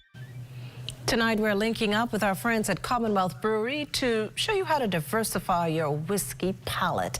And as Ianthea Ferguson tells us tonight, there's so much more you can do with Johnnie Walker than just sipping it neat or on the rocks. The strategic vision behind immersive pop-ups like today is getting consumers into the habit of recognizing the flavors that come along with Johnnie Walker. We have flavor profiles such as the sweet, the spicy, the smoky, and the fruity that you can play into your cocktails. And we want people to understand that it's not just a Johnnie Walker on ice that you can enjoy. You can enjoy a range of cocktails and really understand where your preference lies. Well, that was Notori Austin, brand representative for the Diageo portfolio at Commonwealth Brewery. She spoke to us at the Remix Your Night pop-up at 700 Wines and Spirits JFK. So at our pop-up today, we are offering a very immersive experience to our consumers.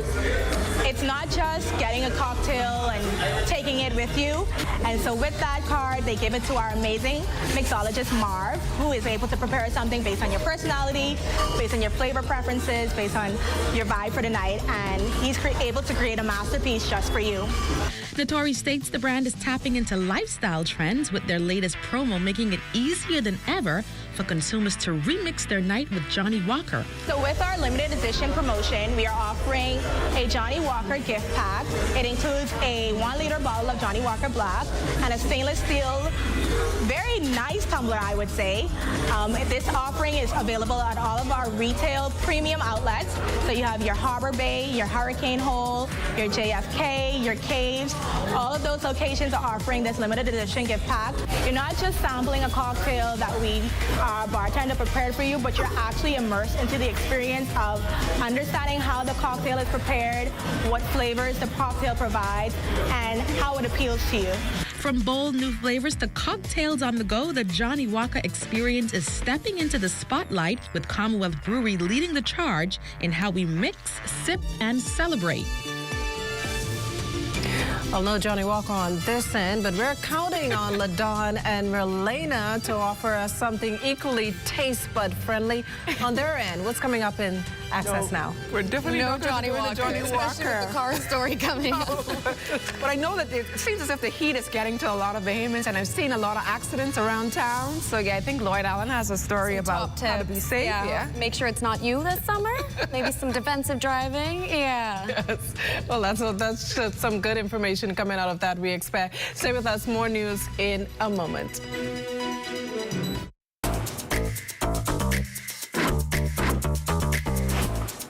What you doing there? I'm getting ready for this heat, boy. But you want to see what's in this box? The ghost pepper chicken sandwich, boy. Get an apple pie, fries, and ghost pepper chicken wing. See it? You look at me? Four. Yeah, boy. Try our new Ghost Pepper Chicken Box today. Available for a limited time only. Love that chicken from Popeyes. Throughout our lifetime, we must all make decisions. No matter how we choose, the right one just needs to be made. Like having J.S. Johnson Insurance Agents and Brokers as your insurance partner. We've been serving the Bahamas for over 100 years. Whether you need home, motor, marine, or commercial insurance, make the right decision. Call 397-2100 or visit jsjohnson.com. JS Johnson Insurance. Peace of mind. The new stuffed crust cheddar flavor has a taste you'll enjoy. Outside and inside. With a delicious stuffed crust covered in irresistible cheddar flavor. Come and try the new stuffed crust cheddar flavor only at Little Caesars. Pizza, pizza.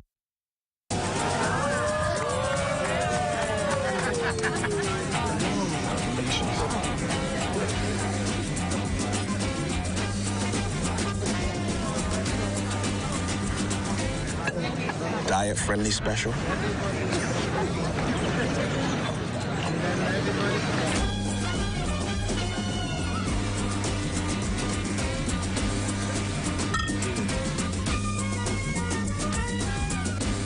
And that does it for the National Report, but stay close. The Bahamas Tonight continues with Access Now.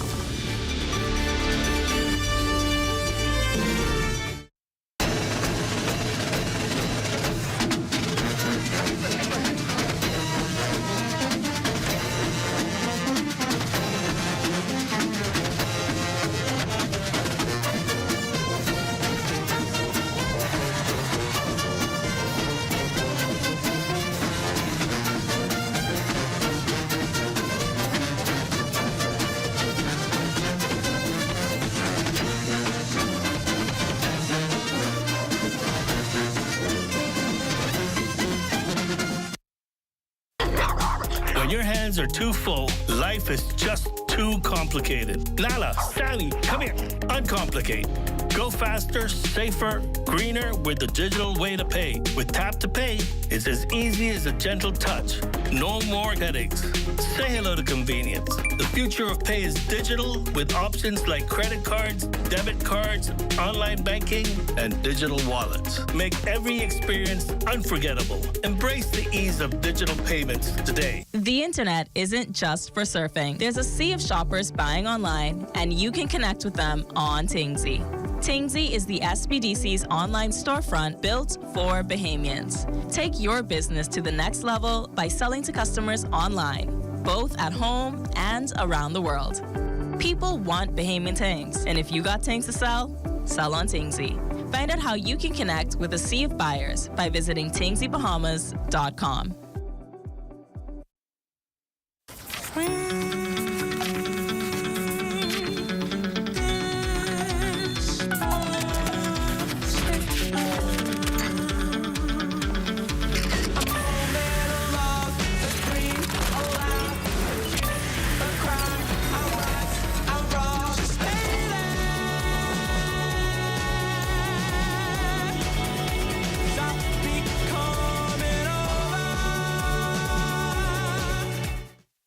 It's summertime and the roads are heating up. Lloyd Allen has a piece on traffic safety, so stay close for that. And brain surgeon Dr. Magnus Ekadede pens a new book titled Making Miracles. And it's all about the miracles he experienced during his surgeries. And so we have those details coming up too. Plus, today is Taboo Tuesday. Our hot topic is menopause. And coming up in sports, less than 48 hours from the NBA draft, VJ Edgecombe receiving high praise from one of our own NBA stars.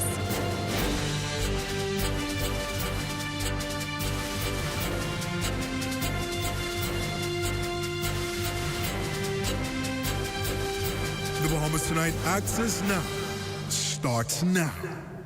Good evening, everyone. I'm LaDawn Davis. And I'm Marlena Leonard. Welcome to the Bahamas Tonight Access Now. We have a birthday in the house, Marlena. It's our social media agent and budding reporter, Amaya Moss. Wow, happy birthday, Amaya. Wishing you all the best in this coming year. She's off today, so I can only imagine she is having a fantastic day.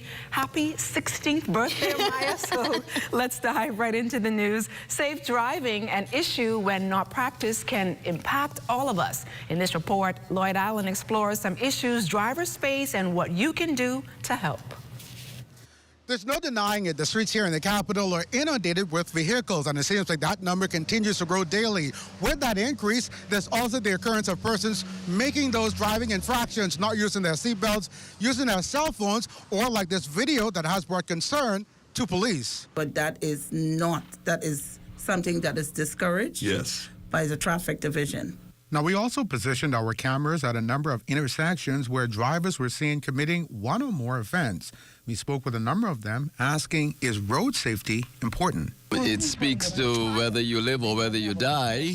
To prevent any accident, any fatality, or anything dangerous on the road, keep your eyes on the road. Road safety is important because, I'm glad you asked me that question, because we have a lot of crazy young men and jitney drivers and others who drive along these streets crazy. I think people running the red light and stuff, and they don't care, boy. They don't care. They don't stop the stop sign either. If you don't consider your life important to you, then you shouldn't even be on the road. The life you save will be your own. Save a life. We also reached out to a member of the Road Safety Alliance Club who suggests defensive driving as a tool to reducing traffic mishaps, or worse. Plenty of people don't drive defensively. Some people feel like because they have the right-of-way that they could go. Sometimes even if you have the right-of-way, give up your rights to avoid an accident. And while convincing all drivers remains an uphill fight, at least this driver got the message of using her seatbelt. You feel safer now? I'm safer, yes. Alrighty, y'all have a beautiful day.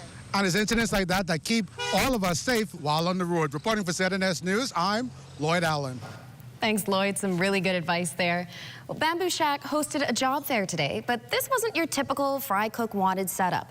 Instead, in a bold and refreshing shift from the traditional job fair model, the company opened its doors to different positions in an effort to rethink what employment looks like in 2025 and beyond.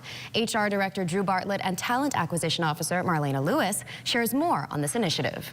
We are excited to invite the surrounding communities. We are trying to invest back into our communities. We see this as a good initiative to connect with such a large group of persons who are seeking employment. We do know, there are some challenges just locally, even globally and economically overall, but this is our efforts to connect with the community. When we think about a job fair, we think about the talent pool that we're going to create. We think about the different personalities and the diversification that we could possibly encounter at all of our job fairs.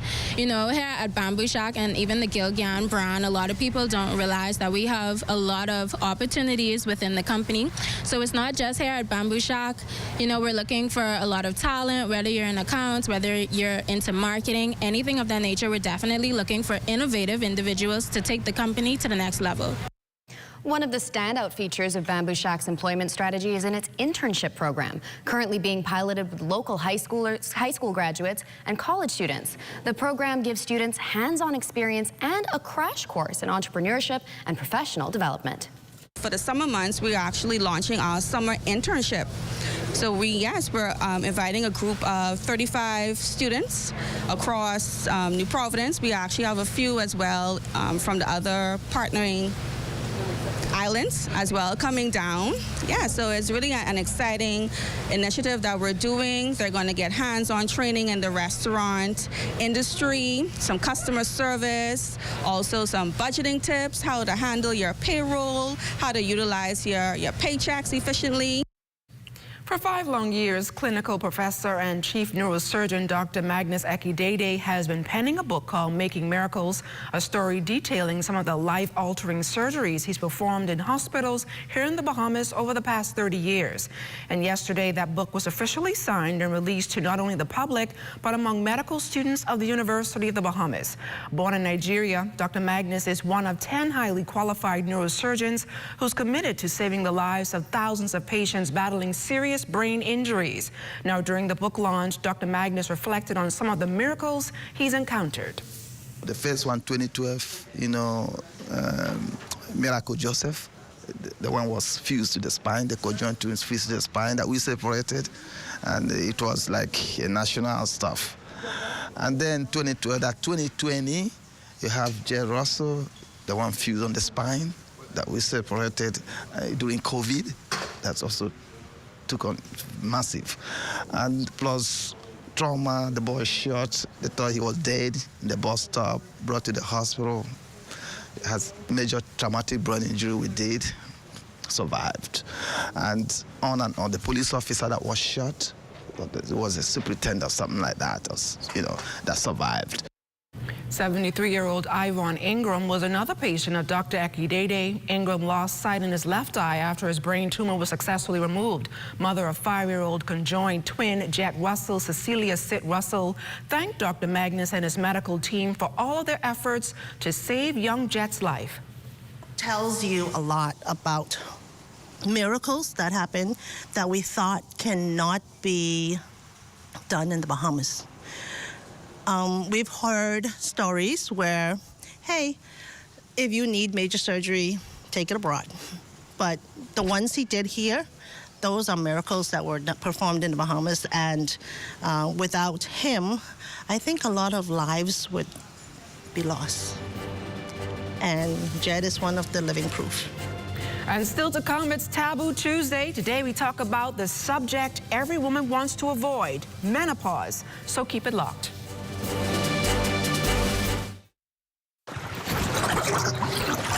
Hey, Dizzy. Hey, honey. You got no message for me yet?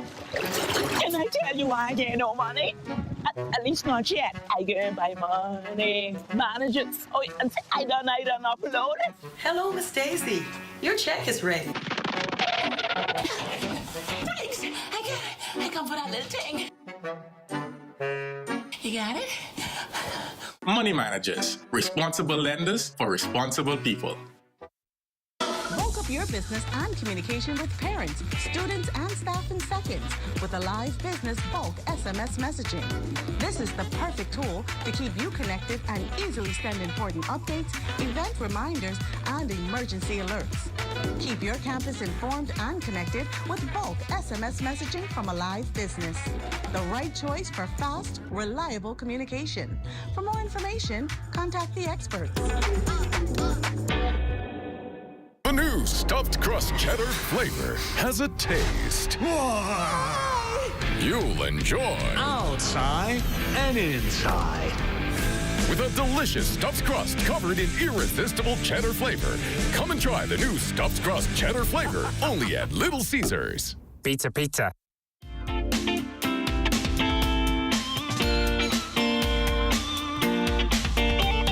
It's time now for your access weather forecast, and our live weather radar is showing an increase in shower activities. You can see some thunderstorms taking place, but most of these showers are over the open waters, and they will be moving inland during the course of the night and tomorrow as that tropical wave to the south continues to progress towards the west. And we also have a mid to upper level low to the north.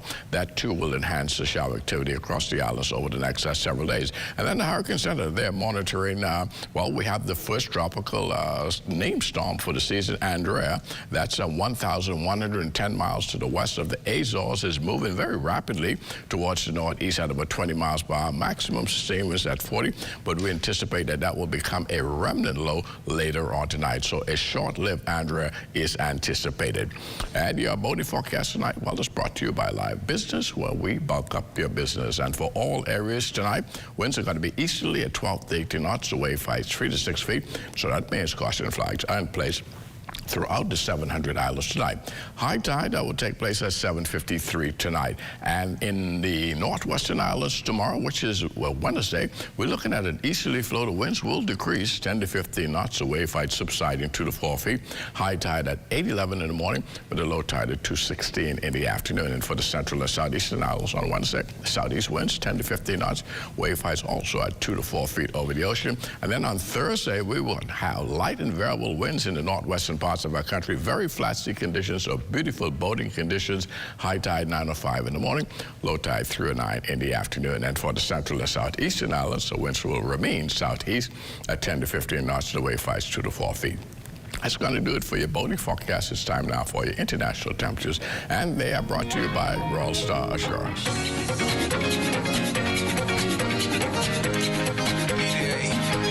Right now I feel like whining.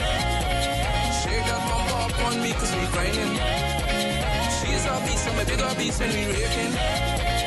Up on one with motor bikes we scraping. Right now I feel like whining. for your international temperatures brought to you by Royal Star Assurance. But join me at 11 o'clock for a full weather update. Marlena. Thanks, Basil. Well, tonight on Taboo Tuesday, we open the door on a topic many women whisper about, but very few talk about out loud. While age and experience may vary, it's something every woman will face, yet too often it's treated like a shameful secret. It's menopause. This is Taboo Tuesdays, where we talk about the uncomfortable topic, challenge the status quo, and confront the quiet. I'm Wes Calix Forbes, and it's time to get uncomfortable. When I told her what was going on with me, there was a silence. And then she said, Patrice, I don't know why you don't accept the fact that you're perimenopausal. Menopause marks the natural end of a woman's menstrual cycle. It's diagnosed after a woman endures 12 months without a period. It usually occurs between the ages of 45 and 55, but symptoms can begin years earlier in what is called premenopause. Here in the Bahamas, many women are currently in the menopausal age, and yet there's almost no national conversation about it.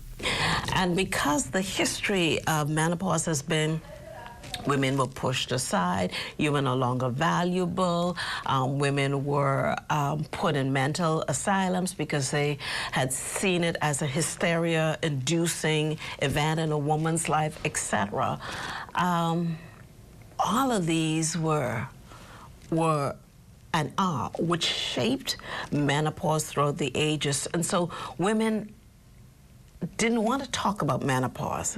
I asked Patrice, what are some common misconceptions about menopause? She looked me straight in the eye and said, people think menopause is just hot flashes, and it's not. Menopause affects our brain. That's why women have these issues with the memory lapse. You go into one room, you're standing there trying to figure out, you know, what did I come in here for? Or you've got your glasses on top of your head, you just put it on the top and you're still looking for it. Or many women deal with memory and focus issues. A lot of women deal with irritability, mood swings, depression, anxiety. All of those are a part of menopause. Because medical professionals contend menopause is not a weakness. It's not something to be ashamed of. It's a natural part of life, and it's time we start treating it that way. This has been Taboo Tuesday. Let's keep breaking the silence together. Thanks, Wes. Well, that was another installment of Taboo Tuesday for the history books. Let's check in with ZNS Total Sports to see what's on tap. And Buddy Hield speaking on VJ's potential. Detail of that story and more coming up in sports.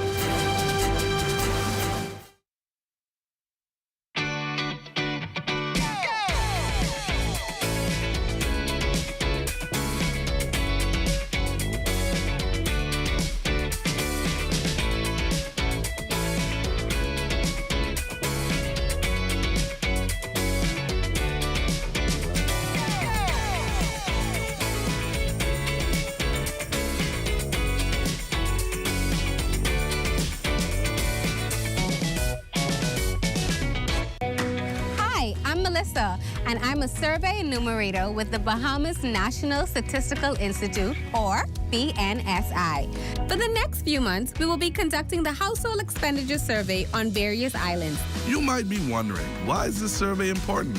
Well, it helps us to determine the poverty line and assess how to ensure everyone has access to the basic services they need. This information is used by the government, businesses, researchers, and students to make informed decisions and plan for the future. We know that your time is valuable, which is why we've made the survey as simple and easy as possible. And don't worry, all your information you provide is confidential. Your participation will help us gather accurate information that will benefit everyone in the Bahamas. Thank you for your cooperation and being a part of shaping the future of the Bahamas.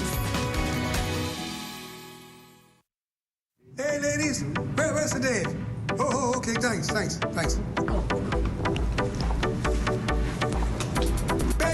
Greg, what's up? Ready, man, how you doing? I'm doing well. He's meditating. You gotta give him at least an hour. All right, well, I can wait. I ain't got nothing to do.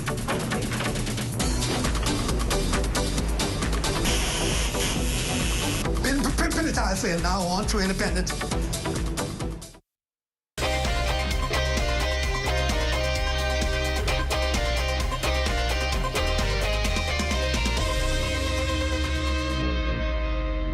Welcome to your Tuesday Sports Check, everyone. I'm Amajal Knowles, topping sports. Less than 48 hours from the NBA draft, as Bahamian-born and Bimini native VJ Edgecombe is set to be the next Bahamian basketball star set to enter the prestigious NBA fraternity, with Edgecombe projected to be a top 5 pick in tomorrow's draft. Today, media availability taking place in Brooklyn, New York for the projected lottery picks. Edgecombe, who has been linked for the past few weeks to go number 3 to the Philadelphia 76ers, had this to say just ahead of hearing his name called on the big stage. I think it went well. Just get to meet the owners and the decision makers over there, president, coaches. So I think overall it went well. What stood out to you? Just how nice they are. That's how their characteristics, how they are people. So yeah. And a local NBA star who had long saw Edgecombe's potential says he expects him to be among the greats. Warriors guard Buddy Hield has long formed a relationship with Edgecombe, even before the pair suited up to represent the Bahamas in the most recent FIBA AmeriCup qualifiers. He's came from far away, but I think he's probably the best prospect the Bahamas have had since DeAndre Ayton. And he's a wonderful talent, but not even a talent. He's a great kid, and I'm just happy for him, happy for his family, happy for the Bahamas. And I think that like it's only so much years I got to play basketball. I think that he's the next one that's gonna help us prepare us to the next level. But he, just like myself, DeAndre, Kai, VJ's the next one, and after that, somebody else gonna be after him. So we hope more, just keep on inspiring. He can inspire more to follow in the footsteps, because I feel like he's the one that can make it to the top. And that's a look at your sports on this Tuesday. Until tomorrow, I'm Amajal Knowles, signing out.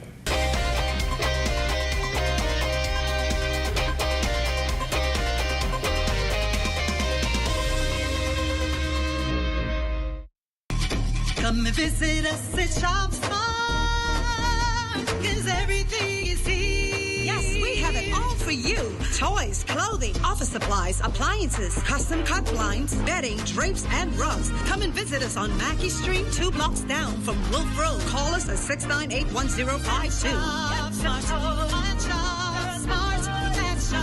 Smart. Oh, everything is here.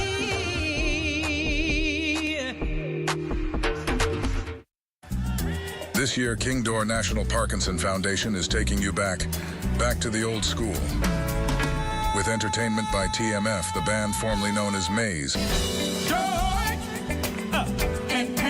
Y'all better come on now. Also appearing will be local artist Plotty and the Naked Eye and the Royal Bahamas Defense Force Pop Band. Save the date. Saturday, June 28th, 2025. Atlantis Paradise Island. To purchase your tickets, call telephone 428-2588 or visit Carey's Fabric and Uniform Store, Mackey Street. Early detection of breast cancer can save your life. If you are 40 years of age and older, you should have annual mammogram screenings. If you notice any changes in your breasts or the surrounding areas, ensure that you see your healthcare provider immediately. A message by PAHO WHO, the Ministry of Health and Wellness, the Public Hospitals Authority, and with support from the Universal Health Coverage Partnership.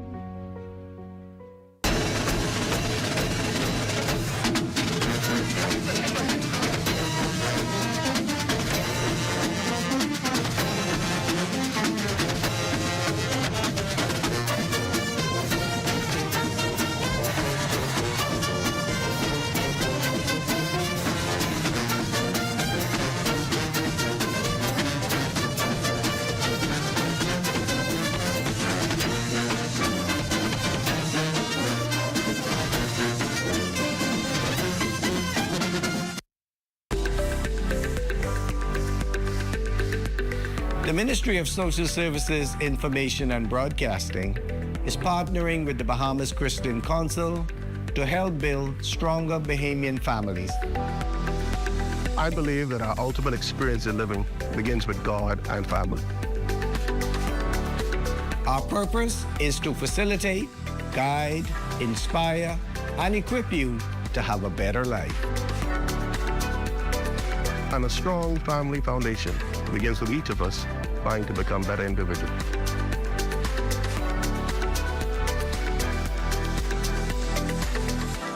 Let's unite for a stronger Bahamas.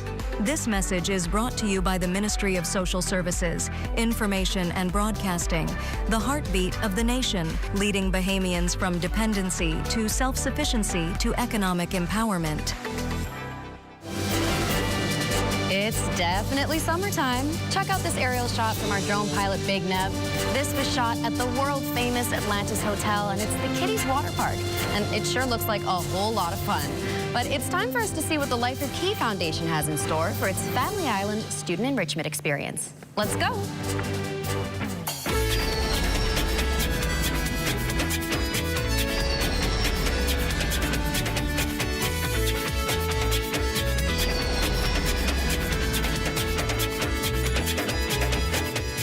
Last year, the Life for Key Foundation held a successful 50 for 50 initiative and is now pleased to announce the relaunch of its Family Island Student Enrichment Experience under a new name, the LCF Family Island Leadership Program.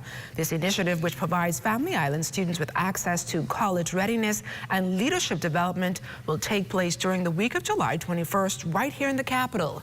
The program engages students across the country entering the 11th grade in September this year. Some good news for our Family Island students. Marlena? Definitely is some good news for them, LaDonna, and it's always good to hear those positive things happening for Family Island students. And speaking of positive, let's hear from our Matea Cunningham and Let's Talk Socials. Hey, it's Matea, and you're tuned into Let's Talk Socials, where we dive into what's hot, hilarious, and happening online, especially right here in the 242.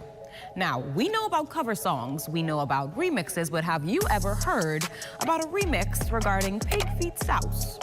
Bahamian content creator ETG Music has the internet cracking up after dropping a hilarious twist on the classic hit Get Down On It.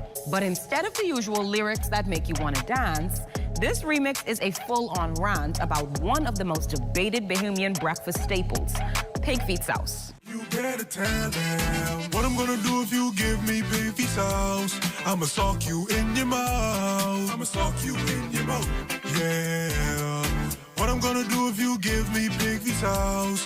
I'ma come and blow up your house. I'ma come and blow up your house. Everybody know that I hate pig feet sauce. You better sing it. I hate pig feet sauce. Really hate it. I hate pig feet sauce. I'ma sing it louder. I hate pig feet sauce. Better sing it louder. I hate pig feet sauce. Better sing it louder. I hate pig feet sauce. Better sing it louder. I hate pig feet sauce. I'ma sing it louder. I hate pig feet sauce. I'ma sing it louder.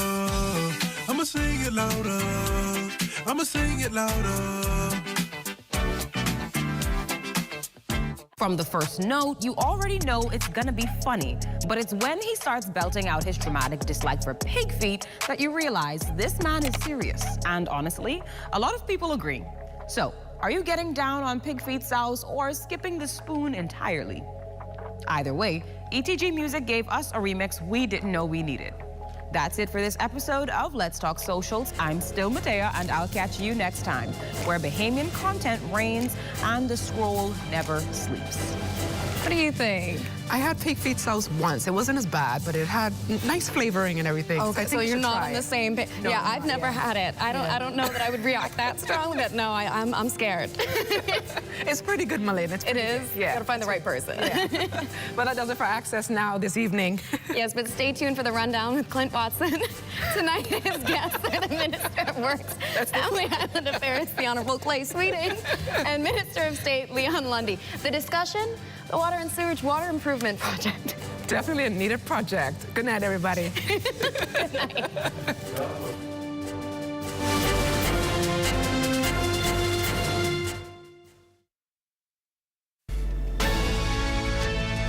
There are over 3 million shipwrecks on the ocean floor, just waiting to be found. Nothing is truly ever lost at sea, only hidden by time and sand. When I put this fleet together, it wasn't just for fun. And although we do have fun, we never lose sight of our goal. Right here, right now, we are on a mission.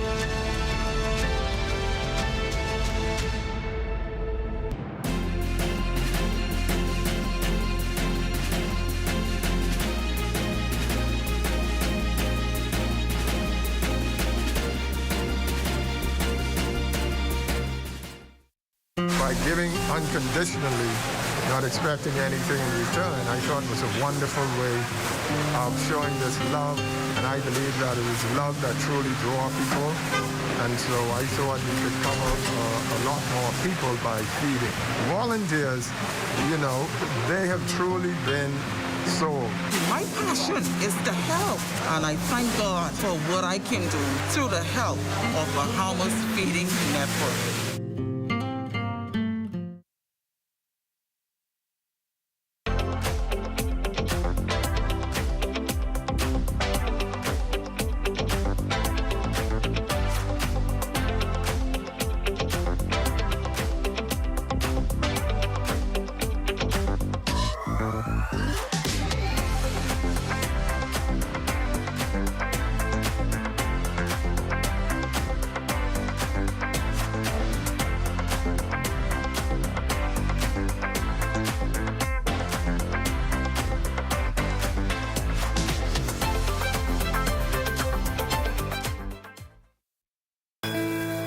Abuse, domestic violence, suicidal tendencies. Are you being stressed out from these problems? Call the national hotline at 422-2763 or 322-2763. There are trained social workers available 24 hours to help you. Know that you are not alone in this. I have been coming to this island since I was 12 years old. It didn't take me long to realize the rich history it has here. When I bought this island in 2018, I fulfilled a lifelong dream.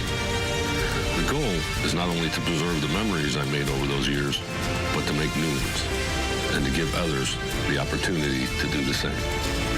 As we go through this process, it has become clear to me, we aren't just rebuilding an island, we're reviving a legend. I don't know, but there's all kinds of cars in this parking lot, but you ain't even know where to park. Yeah, just don't park in the, look at this way. Like, you ain't get nowhere to go. Don't park him, just don't park in the handicap spot. Yeah, there's handicap spot. No, you can't park in the handicap spot. I ain't gonna be that long. I ain't gonna be that long. Handicap spot, boy, what's going on, dog? I tell you we shouldn't park here now, this way park here, I tell you we shouldn't park here. Don't get one of these things. My bad big bro, and he got a sticker inside that say this mod though. We gotta move. This is a handicap spot. Let's go, we gotta move. But we gotta move. Don't we can move right now. Sorry. Be considerate. Don't use disabled parking spaces without a decal in your vehicle. This message is brought to you by the National Commission for Persons with Disabilities.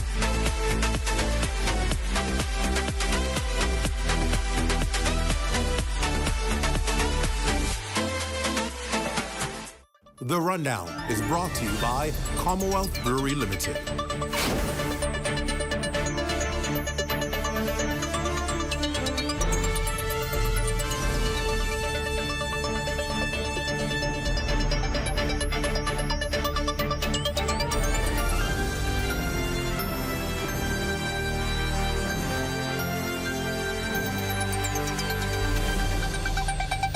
Good evening, everyone, and welcome to the show. It's great to have you with us. It's great to be back in studio tonight.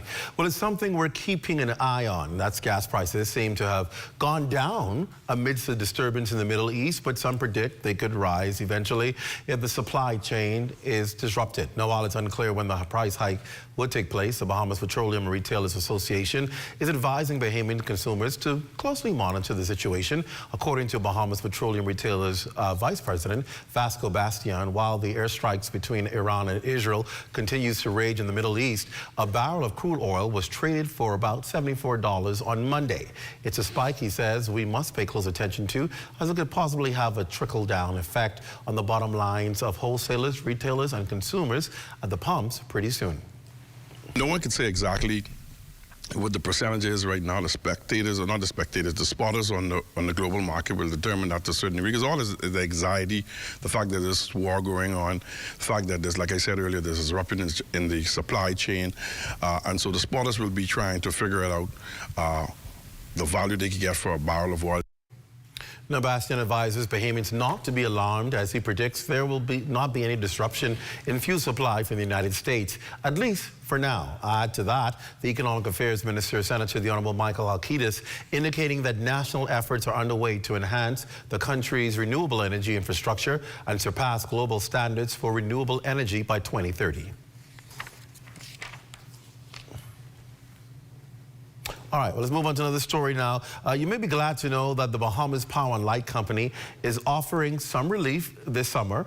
Good news there, eh? Starting July 1, BPL's residential customers, I'm stressing residential customers, will benefit from reduced fuel charge rates of 17.4 cents and 21.4 cents per kilowatt, a slight decrease from the current rate of 18.5 cents and 22.5 cents respectively. Now, the rebates intended to offset the elevated costs that come along with increased summer use of air conditioners, refrigerators, and water heaters, coupled with the temporary reliance on the more expensive diesel to maintain consistent electricity supplies. Now, that's going to be important because here's where good sense comes in, right? If you know that you're trying to maintain energy costs for consumers and you recognize that people are going to use more because it's going to be hot, and we already see all of these heat indexes and these record temperatures, you know, people are going to burn more in AC. So it makes sense to reduce that index, that price, so that people can still balance off those electricity bills. There have been some who've been talking about it on social media, saying, oh my goodness, their rates have gone up, their bill has gone up significantly. And of course, I would think you would expect that too, because you've been using more. It doesn't mean the government plan isn't working, or doesn't mean that the BPL initiative has gone south. It just means that you're using more. You're going to pay more. You can't use more and then expect your bill to go lower every month. It doesn't make sense. But compared to what you've been paying in the past, I think it's still good to say some good mercies happening there. And now with this reduction the government is putting in place, you're going to be able to balance that off and not have that heavy cost. Turn it on so that when you come home in the evening, the room cool, you know, that kind of feeling, that can cost you. Instead of coming home to the hot house and then turning on the air condition to cool down the house, some of you want to leave it on because you want to be comfortable. Well, you got to pay for that. Yeah, you got to pay for that. Ain't nobody fault other than you, because you don't want to be hot. Yeah, okay. So understand that you're going to pay more than the summer months because you're using more. And you want to be comfortable, well, it's a slight price to pay. Still not what people were paying before, as high as people were paying before. So that's a good thing. All right, let's switch over to some politics tonight. The summer heat isn't the only thing rising. The same to be said about the political temperature here in the country. With the serious decisions to be made ahead of the next general elections. The Prime Minister last evening issued a stern warning to his frontline team, made a clarion call to civil servants, and rallied supporters to unite. Here's Felicity Darville with that. The Progressive Liberal Party's Link Up event in eastern New Providence began with hundreds of supporters participating in a motorcade that culminated at Charles Carter Park. There, Progressive Liberal Party leader, Prime Minister the Honorable Philip Davis, affirmed that his administration is working for the people and they intend to build more homes, give more deserving promotions and pay raises, and boost the workforce. He called on civil servants to work hard to remove roadblocks in the system and empower Bahamians. Let me say it straight. My administration has to deliver. The Bahamian people didn't send us here to look busy. They sent us here to get things done. So if you are in the public service and you're holding a progress, I want you to hear me loud and clear. Brave say, take them files off them desks. And let's deliver for the people of the Bahamas. He implored them to cut the red tape and get to business. If a Bahamian is waiting on land, move the file. If a Bahamian is waiting on housing, move the file. If a small business is waiting on support, move the file. If there's a project ready to go, get it moving. The Prime Minister hinted that he would be willing to send anyone home, even from his own team, if they failed to carry out the mandate. This government was elected to deliver, not to stall, not to delay, not to make excuses. I told one fella straight, if you missed that deadline, I want your resignation letter on my desk. And let me tell you, the letter is on my desk. Because we are not here to collect titles. We are here to serve. And if you can't keep pace with the people's expectations, then step aside and let someone else carry the weight. Prime Minister Davis said that the only thing that can stop his party's momentum is the party itself. With that, he told members of the Progressive Liberal Party to move ahead and move together to enact the blueprint for change for the Bahamian people. For the Bahamas Tonight from Charles Carter Park, I'm Felicity Darville. All right, move the files, step aside, resignation on the desk. That's the bottom line. I think people are cheering tonight because they want to see that. We've had, as Bahamians, so many challenges in the public service over the years because of stagnation and people who just simply won't be stubborn. Now, we know what has happened. I mean, nobody, you know, this ain't new to nobody. We have to understand that the public service is made up of the public. And that means you're going to have people who work in the public service who support the government in power, those who support the party that want to be the government in power, those who support the party that want to be a party, and those who just ain't sure why they're there. And so you're going to have people who either are not skilled enough to be in the public service, but there because somebody put them there, or you're going to have people who intentionally, they're skilled, but they intentionally put the file under somebody else's drawer, under one box, because they ain't doing it. They ain't pushing it because they don't want to see the initiatives go through. Talk to cabinet ministers, talk to people, talk to leaders in the public service. They'll tell you how much times you get pushback from the people who are supposed to be pushing the matters forward, and they delay intentionally. All those tactics people do in the public service because they want to try and slow the progress, or they ain't interested, or they ain't checking, or whatever. All of those things. And that hinders any administration from getting the work of the people done. At the end of the day, it ought to be about serving the Bahamian people. That's what it ought to be about. And you want to do your job. You ought to do your job. You ought to do your job. All right? And if you do your job, we won't have a problem. So I think that message was very timely, needed to be said, because there are things that have to get done, and people need to put their issues aside and do your job. That's all. Because payday come in when? This is the end of the month. Payday come in this week, and people are going to expect that money to be on their account for not doing their job. So let's just do the job so our country can advance and move forward. Well, this Thursday, the PLP was last night, this Thursday, June 26th, is when the country will hear the list of candidates from the Free National Movement who they're ratified for the 2026 general elections, at least the first set of candidates they said they're going to be introducing. FNM leader Michael Pintard hinted in a social media post today that each of the party's candidates have been challenged to come to public service with a spirit of humility, and they must know the assignment. Okay, so I see what he's saying. He's saying they've been challenged, that they must come, not they're challenged with the spirit of humility. Okay, they're challenged that you ought to bring the spirit of humility and know your assignment working for the Bahamian people. Now, they're releasing their first set of candidates. Smart move.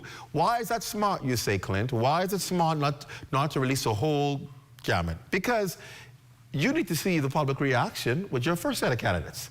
And that will tell you whether you need to go back to the drawing board or you need to continue along that route. So release a few, test the waters, see the reaction, and I'll tell you whether you're on the right track or not.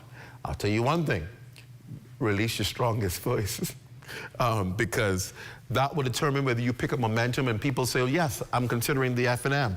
Yes, I believe they're going to provide a great government based on your first set of candidates. If you come out with candidates that are lackluster, or aren't appealing to the public, or don't represent what Bahamians want to see with a new administration or next administration period, then you're in trouble. You're going to be in trouble. And you can imagine if the candidates ain't what your own supporters want, you're going to have some storms raising. So it's going to be interesting. We wish them well. on Thursday, and we'll see exactly what transpires. You can stay locked to the ZNS network. We're going to have live drops in the news, and of course, 11 o'clock news. We're the only station in the country that has a fresh 11 o'clock newscast, by the way. So at 11 o'clock news, we'll have the latest from those nominations being announced in 11 o'clock news on Thursday night. So stay with the ZNS network. We always and keep you covered, and we always have what you need and when you need it. All right. We have a final story, I think, in today's Toronto, Canada mission. Deputy Prime Minister and Minister of Tourism, Investments and Aviation, the Honourable Chester Cooper, he provided an update on the work of the Boundaries Commission. Now, you know why this is important, right? As political leaders question and alleged delays in meetings, we wanted to hear what is happening with this Boundaries Commission. Here's what he had to say. The Boundaries Commission that I chair has been engaged loosely. We've had a few meetings already. The work began in earnest on July 2nd when the House resumed. We're going to have a meeting before the House resumed. We're going to start some deeper discussions as to what boundaries might look like moving forward into the next election. All right, that's going to be important because that's how you will determine who's in what constituency, whether there'll be additional constituencies, whether it'll be less constituencies. You won't know all of that until the Boundaries Commission meets. So they have to meet, you see. And of course, some people have been using it as an excuse saying that why they can't release all of their candidates because they don't know who's going to be where, who's going to be what. But at least you know, have an idea, and you can always make the changes once the commission comes out. And so the FNM, I guess, decided, yeah, let's do that. Let's at least release the first set. And if we have to make changes, we can go ahead and do that. We did get a soundbite from Michael Pintard on the candidates launch of Thursday. Why don't we go ahead and play that? We'll have no tolerance for corruption, no tolerance for arrogance, no tolerance for focusing on self rather than the people that we serve. Is that no matter what has happened with anyone else, I make a commitment that as we stand together, we can change this country for the better, not just for you, but for your children. There you go. So the FNM is all set and ready for Thursday night at 8 o'clock, and we'll see who they have on that first start. I call it the starting lineup, right? Because in baseball, you have the starting lineup and you have those on the bench. I'm assuming Thursday will be your starting lineup. And they're going to announce the first set of candidates, and we'll have more talk about that. Obviously, we'll be back on Monday in the chair and the show. We'll be talking about those candidates that they announce first up. Well, tonight's show is going to be an excellent show. We're going to be focusing on the new joint project between the Ministry of Works and the Water and Sewage Corporation in Eastern New Providence. That's a big deal. The $1.2 million road work initiative is aimed at strengthening aging water distribution systems along Jill Farrington Road. We have the ministers here. The minister responsible for both agencies are here. The two of them are here. And of course, you know, we're gonna have a good time. I'm looking at them over the corner. It looks like a nice Oreo cookie.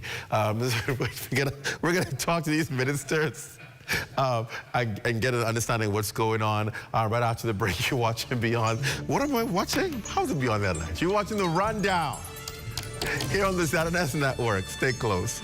We continue our conversation after the break.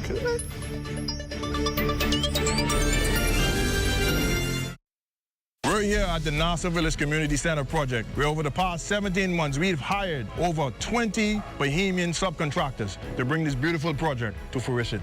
I've been living in Nassau Village for more than 19 years, and to see a project like this bring great joy and pride to me. This state-of-the-art multi-purpose community center will serve as a crime-fighting initiative in the community. Also help with the education of our kids in this community and a hurricane shelter. Yeah, and it also shows what we as Bahamians can achieve when we work hand in hand with each other. We have the technical know-how, and we can pretty much deliver on any project here in the Bahamas or in the world. Bahamas Stripe and the Bahamian Company, they prove that they believe in Bahamians. Based on the outcome of this project, I don't think they're disappointed in giving a small person an opportunity to do a job such as this. The more opportunity they get, the more opportunity we will get. If you look around and see the work done so far, it just shows what we as Bahamians can do.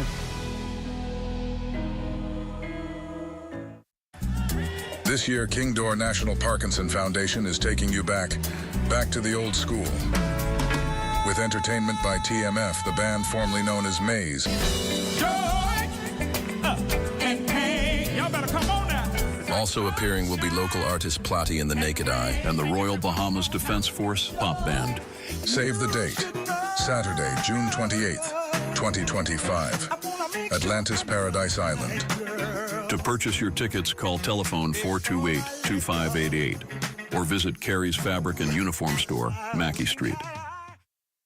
The new stuffed crust cheddar flavor has a taste you'll enjoy. Outside and inside. With a delicious stuffed crust covered in irresistible cheddar flavor. Come and try the new stuffed crust cheddar flavor only at Little Caesars. Pizza, pizza. For us at the Leno Group of restaurants, we found that we have a pretty large portion of our employment pool that had difficulty getting bank accounts. The issue we had previously was just getting cash, getting funds on the island. And with only one working ATM, the idea of the sand dollar just in being digital, and everybody has a smartphone nowadays. It actually works into our favor. The sand dollar was like a godsend because it allowed us to add it to our payroll system, which means we're able to send their money to the sand dollar wallet. It's still a bank transfer because you get an account number. So from the employer side of things, all I have to do is send your funds just as usual. It opens up our pool for us to be able to hire some of the people that we couldn't hire before because they were unable to open bank accounts. This has been a really good solution. Hey, what's up, Mario? Hey, Dale, what's going on? Have you seen ZNS new digital platforms? No. Let me go check it out. Good day, Bahamas. I'm Devontae Hanna, and this is ZNS Digital, where we cater to your news and entertainment needs. Are you a foodie? I thought so. Then look out for Digital Bites. Shining a light on Bahamians and the good that they do, ZNS Digital is home to the Sunshine Room. Keeping up with the latest trends, our original content will keep you entertained. Yeah, that's cool. But have you seen the new website? No, I didn't see it. Let me go look. We're still your most trusted source for news and information. That's ZNS Digital? Yeah, that's ZNS Digital, the people station in your pocket.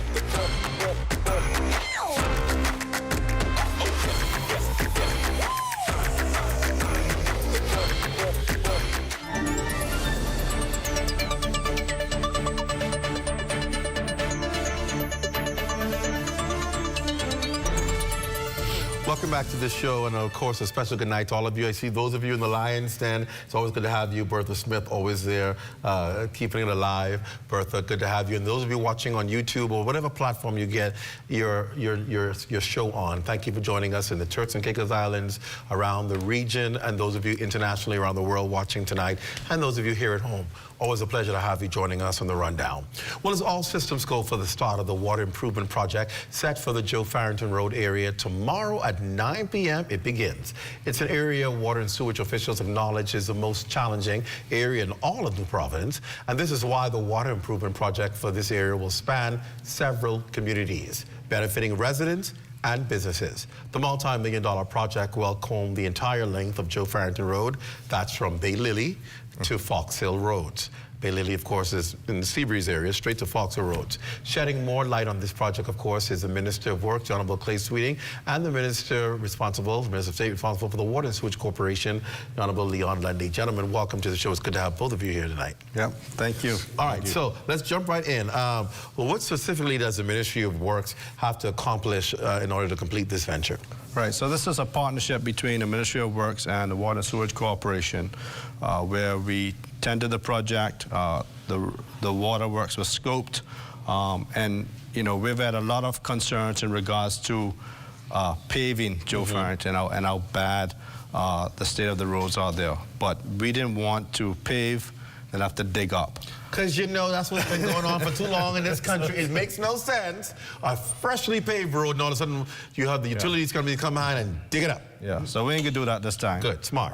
And this is where government entities where they talk to one another, and that's where it's important for collaboration. So this is collaboration between the Ministry of Works, Family and Affairs, and the Water and Sewage Corporation, where we will undertake this project. And then once Bakerwick, the company that was awarded the contract, once they have completed the works, then the Ministry of Works, Bahamex, will then go in and pave. So Joe Farrington have newly smooth. And I know people in that area, they've been complaining about the potholes for a long time. I am sure they're excited. But of course, before you can enjoy the great results of this, there's going to be some inconvenience. Yep. So you want to speak to? Yes. Yes, and thank you, Clint. And we're proud to announce that we will be starting at 9 o'clock to kind of minimize the amount of inconvenience that caused. So we'll be working between 9 and 5 a.m. in the morning. Wow. Yeah, just to make sure that the residents aren't hampered too much in their thing. And this is an ongoing project that government is undertaking in order to ensure that the infrastructure is there, the basic necessities for people are there. Talk about what kind of challenges they have right now with water, and when you're completed with this work, what can they expect? Well, this would affect like 1,000 customers in total. They've had red water, low pressure. Yes, because the piping wasn't done for quite amount of decades. So definitely this will improve it. We're laying 66,000 feet of 10-inch pipes, and also 700 feet of side roads will be laid. So. All right, well, you know, it's right up your alley, get those pipes down. So let's talk about the fact that, how long do you expect this to happen? This project will take about 3 months, and that's... For the water. For the water. For the water, right. For the water aspect of it, and that's weather permitting and everything else. But we're taking the necessary steps to minimize anything that'll hamper that from happening. So during the process of the 3 month for the works, will any paving begin, or do you begin your paving after they're done? We'll begin, because what happens is that once the pipes are installed, then you need pressure testing to ensure there are no leaks and all of that. Because even after the waterworks is done, you want to pave, and then you have issues with leaks in certain areas. So the pressure test the system, make sure that the system's a go.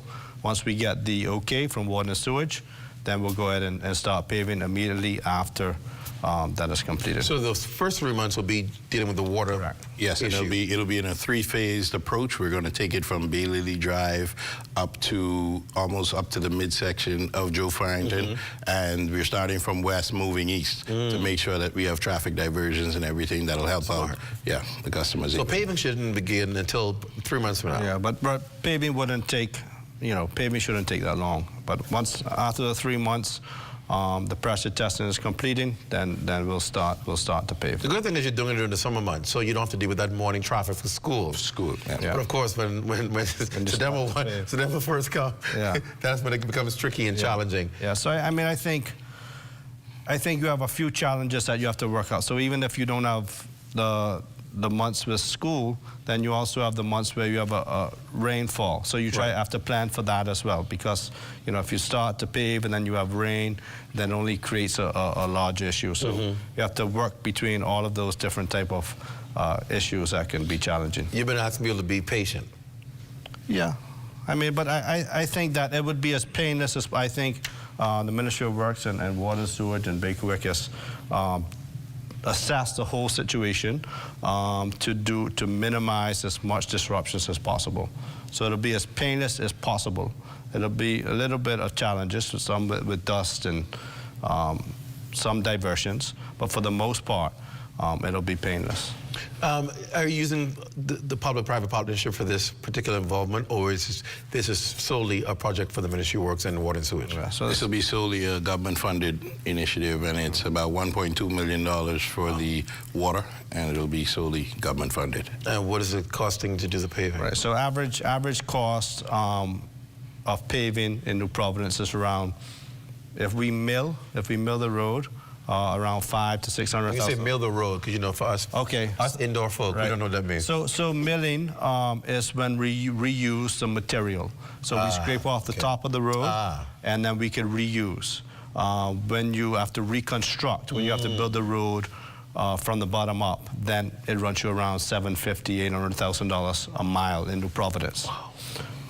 So I anticipate that once we are there, that there'll be other roads that maybe the members of parliament or persons in the community might ask us to see if we can pay while we're in the area. Might ask.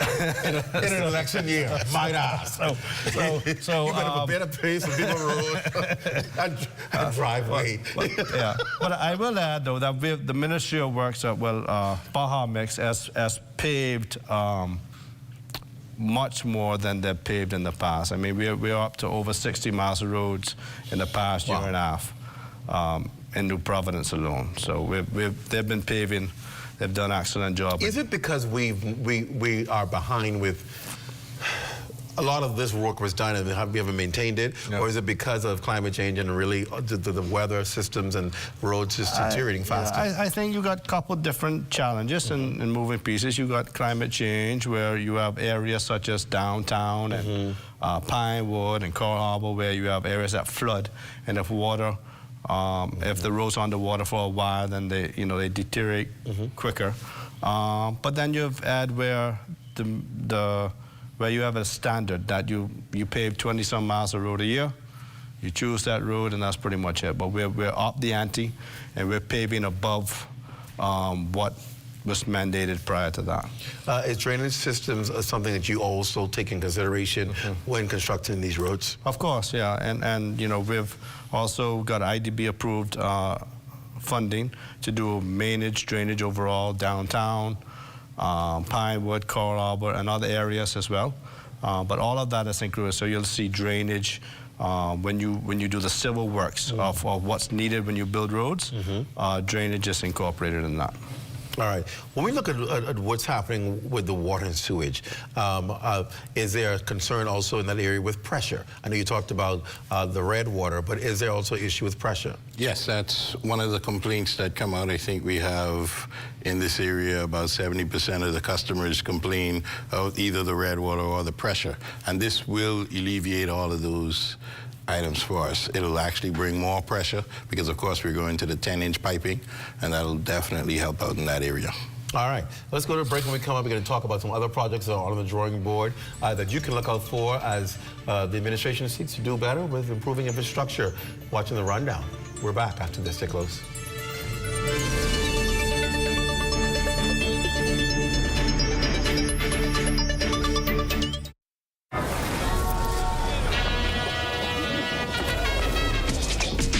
What is it that you want to do? And we want to have a good time. We want to be free to do what we want to do.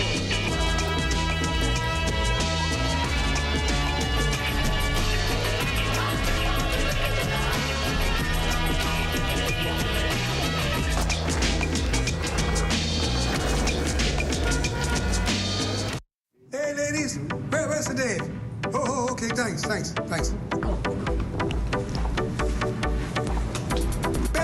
Greg, what's up? Ready, man, how you doing? I'm doing well.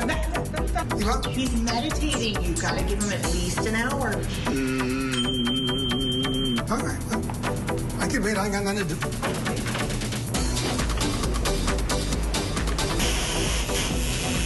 Been I say now on to independence. After I was in a plane crash in June 1983, I lost my left arm. I had some good friends, came along, fishing guides. They said, man, we can teach you to fly fish. Exumo. Can you see?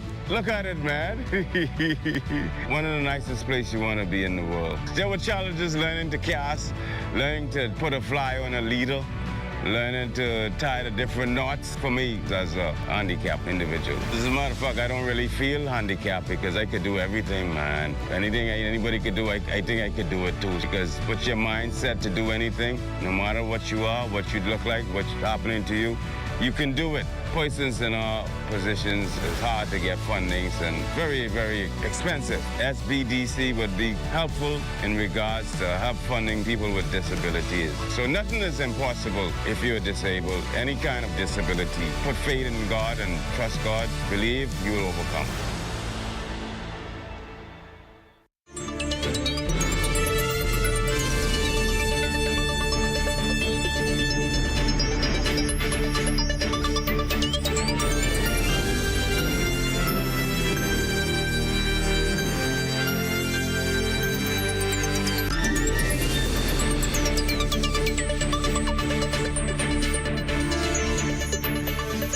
Welcome back. We're continuing our conversation on the water improvement project in the Joe Farrington Road area with the Minister of Works and Family Island Affairs, the Honorable Clay Sweeting, and the Minister of State responsible for the Water and Sewage Corporation, Honorable Leon Lundy. And when we talk about this particular project, is this the only project going to be taking place in New Providence at the time, or do you have other projects that are going on simultaneously for works with roads and for water and sewage regarding water improvement projects? Well, for water and sewage, this is the only main project that we're doing, but of course we have some sewer projects that we're doing out on Awaki and also near the hospital area. So, what about works? Yeah, so in regards to road paving, we continue the Nassau Road Improvement Project, which I announced, I think, about a year and a half ago. So we'll continue with that. You should see a ramp up in road paving in the next year. Baja Mix is now an incorporated company, which it wasn't prior. So they would have a full board, and they will be able to function as they should to pave. You know, they would be hindered by the Ministry of Works invoicing them. So you'll see a ramp up there.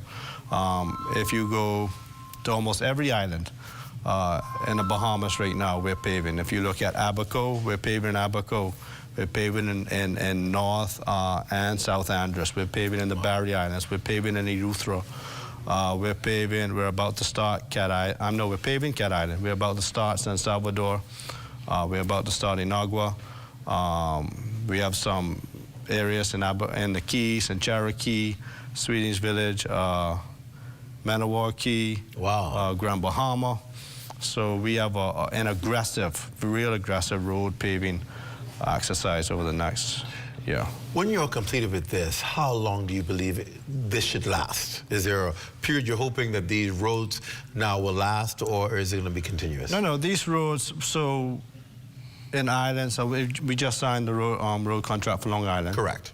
For the runway as well as the main road. But we're paving with asphalt in the Family Islands now. So prior, we used to use sand and seal, which was an inferior product.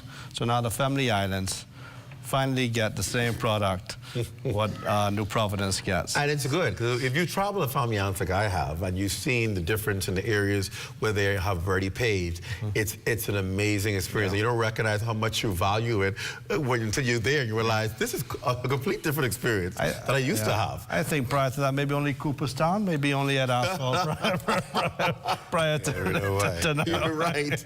You're right. You knew when you were arriving in Cooperstown, the road just went different. So now when you go to all the Family Islands, they'll get the same. I had that experience in Bimini just yesterday, coming from the airport in South Bimini. It was bad, and then all of a sudden it went well. And I was like, "Oh, did we just go somewhere else?" And it was just striped and lines, and you know, all they need now is cars. They've been agitating for that for decades. They got it, and now they're getting a new airport. Boy, things are looking good for Bimini. Minister of Works, you're on the move. Things looking good for all Family Islands. Yes. You put it on the record. The Minister of Family Island Affairs is saying things are looking good for Family Islands. And obviously this budget speaks to that, because this budget has been labeled just that, to be able to look at improving the life of Bahamians throughout the archipelago, not just in the capital. And road works obviously speaking to that. What about water and sewage? I know there were some areas that had some concerns about water supply. How are we looking now? Well, definitely, as the Minister Sweeting said, we're dealing with it island by island. I know in Eleuthera, we just signed a $2.5 million deal to have some water in some parts of his constituency that which have been complaining. They've been complaining forever. Yes, in John Miller's. Yes, and also we have the salination plants that's going to be placed in North Acklands. In Cat Island, we have 2 plants that are going to be placed down there, and then we're doing the biggest water improvement project that we've ever had, 90 miles of piping being done in Cat Island. And not to be left out, Andros, we have 2 projects going on in Andros, South Andros, and also Mangrove Key, and we're looking at some storage facilities for Central Andros and North Andros. So definitely we're doing it island by island as our budget stated. People, I think, can't get a good appreciation for it, couldn't talk about it enough. We have to literally duplicate services island by island to ensure that people enjoy the same quality of life, right? No one island should have a better quality of life than the other. They all deserve to have running water, paved roads, infrastructure, electricity that's consistent, airports. And people don't understand that's an expensive undertaking, because when in other countries in the Caribbean, they got to maybe just improve one airport. We've got a whole slew of them. And when they only got to improve, you know, they can pave the whole island and be done. We have several islands to do that on, and many of them are way bigger than the capital. It's an expensive undertaking. How do you prioritize the need? Because everybody seems to have an urgent need. Help me now. But how do you prioritize what comes first? I think that's always a challenge, and whether it's water, infrastructure, because everybody deserves the same level of lifestyle as another island. So I think that's what the technical people at the Ministry of Works does a great job of. If they have a full agenda. When I became Minister of Works, they had a full line of scope of works of areas that's been neglected. And then you try to get as much as you can with the budget that's allocated. Sometimes you try. We've been creative. The government's been creative, and the Prime Minister did an excellent job of being able to navigate through providing funding, whether through PPPs or SPVs, and all of these different avenues to ensure that islands, New Providence, get the level of service that they deserve. So it's always going to be a challenge. But you do as much as you can with what you're given, and you know, I think that the government has done an excellent job. The Prime Minister has been able to help us navigate through to accomplish as much as we have in just 4 years. What about the water? And I think for us, it's all about progress. And definitely, as the minister said, you come up with a plan, because you want to make sure that you touch everybody and you make sure that you're on the right track to do it. So as he said, you may get a small portion to deal with an island today, so you make sure that these are the needs that are really necessary for you to deal with, like the distribution. You deal with that on that island, and then you deal with storage on another island. You try to balance it out as best as you can, but at the end of the day, you keep on moving. You make sure that when you touch an island, you're doing it properly. That's where you don't have to circle back in order to fix a problem. As he said with the Joe Farrington Road, you don't want to fix one phase and then realize after you pave, there's leaks, the pressure is in there. So you want to make sure that you do the job right one time, get it right, and just keep on progressing as you go. And if you look at all of our projects now, you'll see a partnership between the Ministry of Works and Water and Sewage. So if you look at Joe Farrington, which is a partnership, right? You look at South Andros. You look at Mangrove Key, which should be announced shortly. You look at Long Island. You look at Eleuthero. All of these are partnerships with different entities in the government to ensure that once you do it properly the first time. And it does help to make sure that you have two Family Island MPs at the help. And the Prime Minister, who's a Family Island MP. They're going to make sure the people on the islands are well covered. Has there been dialogue, particularly with Joe Farrington Road? Are people aware, residents aware of what's going on, what's happening? Has there been dialogue, meetings with them so that they are kept abreast of what's happening? Yeah, we've the public relations team of Water and Sewage and the Ministry has done an excellent job. The technical persons, we had a town meeting with the members of Parliament from Elizabeth, from Seabreeze, to discuss what they can expect. They were able to also, Bakerwick was there, the contractor, and constituents were able to ask questions, provide concerns. So we've done all of that, and along with the public relations campaign. So we've been into the community. They are quite aware. They were able to be engaged in the dialogue.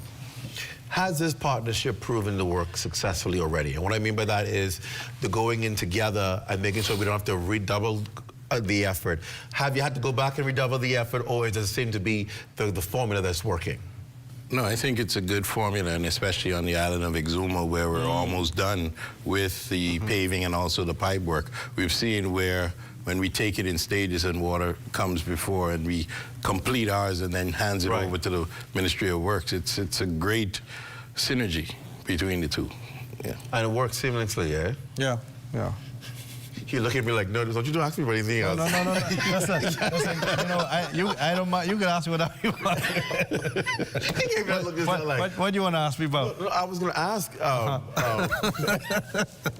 was going to ask, and I saw the water and sewage media people here saying, "Don't take my time and do nothing else for politics." So I had to go back on track because you can ask me. But no, and obviously one political question I think is important is what have been the major concern of your constituents? Is it the consistency and reliability of electricity and water? Mm-hmm. Yeah, I think in the last time I was on your show, Clint, we discussed. Yes. At that time, the challenges are surrounding electricity and water. And you handled it like a pro because you was in trouble. They were saying, Minister, what you gonna do with us? Well, you know, one old lady, she says, her daughter called me, says, you know, say, Clay, I don't know what you done to my mother. Say, cause the water off, and she say, yeah, but Lord, he trying. But you know, electricity and water are, you know, they're serious issues, and the reliability of that, and that's why we have, you know, a year now from the last time we was on the show, water reliability is much more on par. Good. Good. We've had the launch of the 1 million Imperial gallon tank in Governor's Harbor, and in Harbor Island, 300,000 gallon tank there. Also, they've been doing a lot of transmission and distribution work on the lines. Mm-hmm. We've had some reinforcement with generation, and also, you know, the government just signed a PPA with A&D Energy, which will soon launch LNG and solarization to the island of Eleuthera and Abaco, as well as Harbor Island. So over the next year, you'll see a serious focus on infrastructure. It's much better now than what it was. And as we continue to expand, you'll see the economy, along with power, you know, get to that point. Good job. Yeah. Some MPs can't go back in the constituencies. You can, because you've provided solutions. Yeah. Hats off to you. I live there, so I don't have to go back there. I live there. See? Good break. Good answer. Good answer, Clay Sweeting. We're going to take a break. We'll be back right after this. Stay close.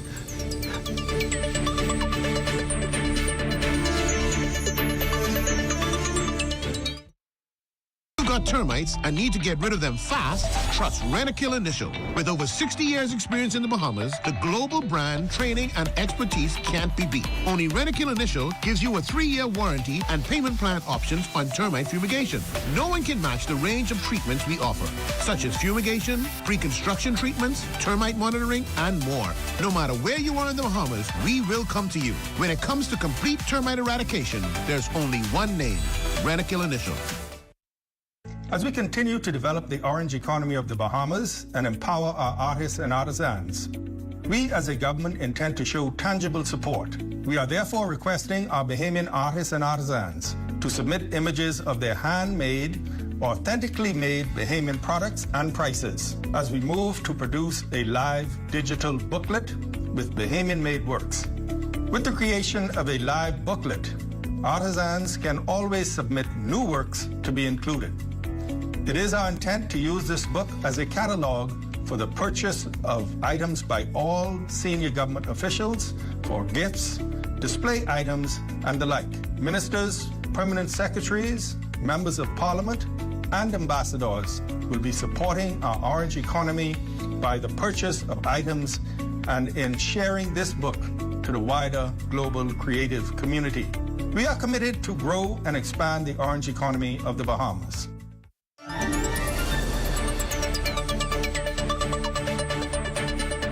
Welcome back to the show. We're going to be saying goodbye to the ministers and bringing on some technical people, so I wanted to wrap up with the ministers right before they go, and that simply is, what is your bucket list? I have to ask you this. You're both Family Island MPs, you're both in the utilities. What is your bucket list for utilities when you think nationwide that you feel you must get done, and that will make you kind of happy if you're able to achieve it? Well, I think for me, and being the minister responsible for water, I want to ensure that every Bahamian has access to potable water, making sure that when they go to their taps or their faucets, they turn it on and water is coming out. All hours of the day. All hours of the day and night. And nobody is complaining about having to shut off between 10 and 5 in the morning. I can tell you I get those complaints down in Mangrove Key, and definitely it's a sore for me. And I want to really ensure that every Bahamian feels the dignity of just having reliable water. Awesome. Minister. Yeah. So I think for me would be for the whole country to feel modern, 21st century, that our country is above board, not just with road paving, because the Ministry of Works is so much more than that. But for us to really find ways to ensure that family islanders, persons in New Providence, are able to say that the Ministry of Works is done more than what we anticipated for them to do. Because, you know, sometimes you'll hear constituents say they're supposed to pave roads, they're supposed to provide water. But to impose more creative ways where persons can say, well, that is new. That is something that we appreciate. And I'm glad I have you here, because there is a question I do want to ask you about Luther, because it's caught in some criticism from the opposition, and that is the cost of the bridge for the glass window bridge, right? They're saying, how do you spend that kind of money? Go find out what that money really going to. How do you spend that kind of money on a bridge? I think it's costing how much? Well, the total package would be around 86. Right. And people are saying, why would a bridge cost 86? But if you looked at, when I spoke in House of Assembly, I give the detailed pricing for the bridge itself is roughly 26, right? Right. Then you have a man camp where persons, because the reality is that the economy is booming so much on Eleuthera that you have to bring in people to work. So you got to build a man camp. Then you got to build a production facility. So you got to build all of that. Then you got to construct a new dock, possibly in Hatchet Bay, to land all the heavy equipment to build the bridge. So this is not just $86 million on a bridge you're building. No. This is all that has to take place to support this And even on development. top of that, you got a tourist center, right? That would bring out the orange economy and provide entrepreneurs with something more than just, it's more than a bridge. Right. It's, you know, it's one of the wonders of the world. There you go.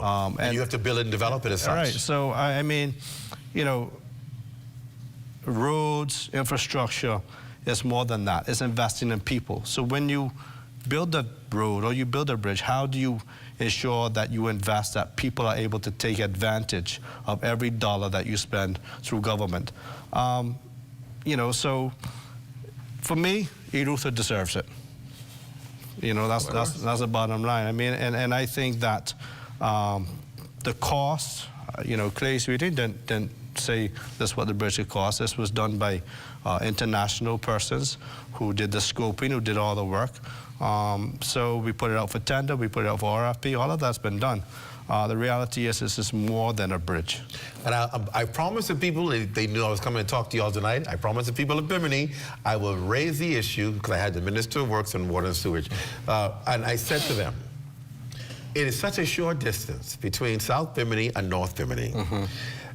It can do so much more for economy, because if you go in North Bimini, there ain't no property left. People can't buy homes and all that stuff. People are reluctant to do it in South because of, obviously, having to take a ferry every day. Possibly one day connecting the two. Even if it's a bridge, if it's filling in the land, I don't know. Something that they can fully utilize all of Bimini. And maybe there's an idea that's somewhere down in the pipeline. I mean, we can look, I mean, because we're also building 7 other bridges throughout the country as well. Wow. We got Andros. He's Andros.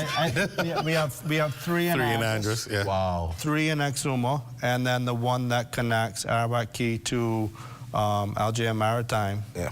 So these are all new bridges? These will all be, the acro bridges, which come prefab, and so you know, you connect people. You build. It's a possibility. Keep praying, maybe it'll happen. But I think it's a good idea. It's such an easy connect for that particular thing. Ministers, thank you for coming on. Thank you. We wish you all the best with these projects. I'm sure the Bayman people will be happy about it. Good luck in your future endeavors. Thank you. Thank you. All right. Well, we're going to come right back. We're going to talk to some technical people. We're going to send the ministers home. And let's get the real answers for technical people. We're back after this.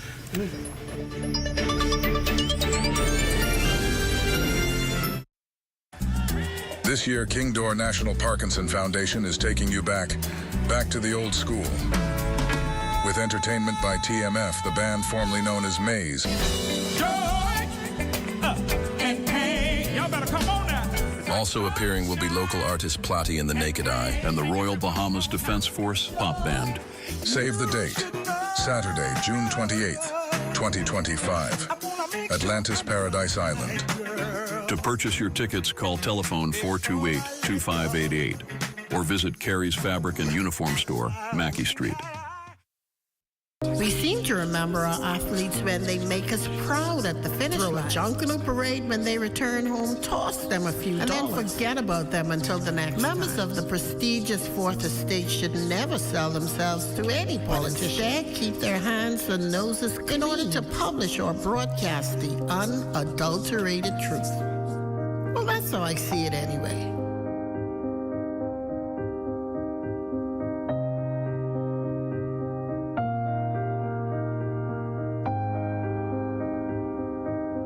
Read as I see it, exclusively at ZNSBahamas.com. New articles premiere on Mondays at 9 a.m. The Hidden Disabilities Sunflower is a globally recognized symbol for persons with invisible disabilities. The sunflower lanyard made our journey less stressful, smoother, and more inclusive. REACH is proud to support the Hidden Sunflower Scheme, which makes the invisible visible. So far, the Nassau Airport Authority and the Nassau Cruise Port are sunflower certified. So if you see someone with a sunflower lanyard, always remember to be patient and ask if they need some help. Please be kind and always remember to show respect. We wish to encourage more hotel operators with amenities such as water parks, restaurants, cinemas, government offices to join this initiative, making the Bahamas a more sunflower-friendly country. Please feel free to reach out to the REACH office at 328-4123, or you can reach out to the National Commissions for Persons with Disabilities at 396-8700.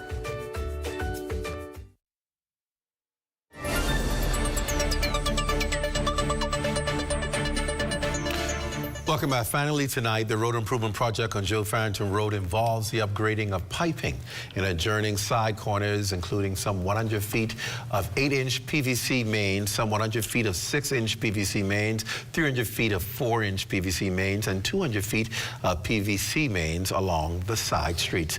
I don't have a clue what that means. If you don't understand what that means, like me, we've got the professionals here tonight to explain it to you. Water and Sewerage Corporation's Deputy General Manager, Cyprian Gibson, Ministry of Works Project Lead, Dion Munro, and Works Senior Engineer, Francis Clark. Gentlemen, thank you for being here tonight.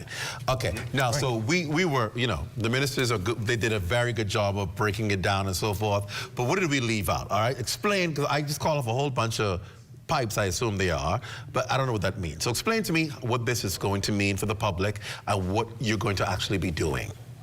Well, the most important thing for the public is improve quality of water supply, improve pressures, and also it's going to be minimizing the amount of maintenance that we need to do in this area. This area is our most intensive area that requires high maintenance in ensuring that the quality of water. You're constantly back in that area. Yes, flushing the lines, checking the lines, complaints. 70% of our complaints on New Providence related to water quality is in this area. Really? We've been doing a lot of improvements in different segments of New Providence, but this is the single biggest area that we need to address. And so we are glad. You're getting rid of the problem. Yeah, the biggest problem. The biggest problem. There's always going to be pockets and areas. Yeah.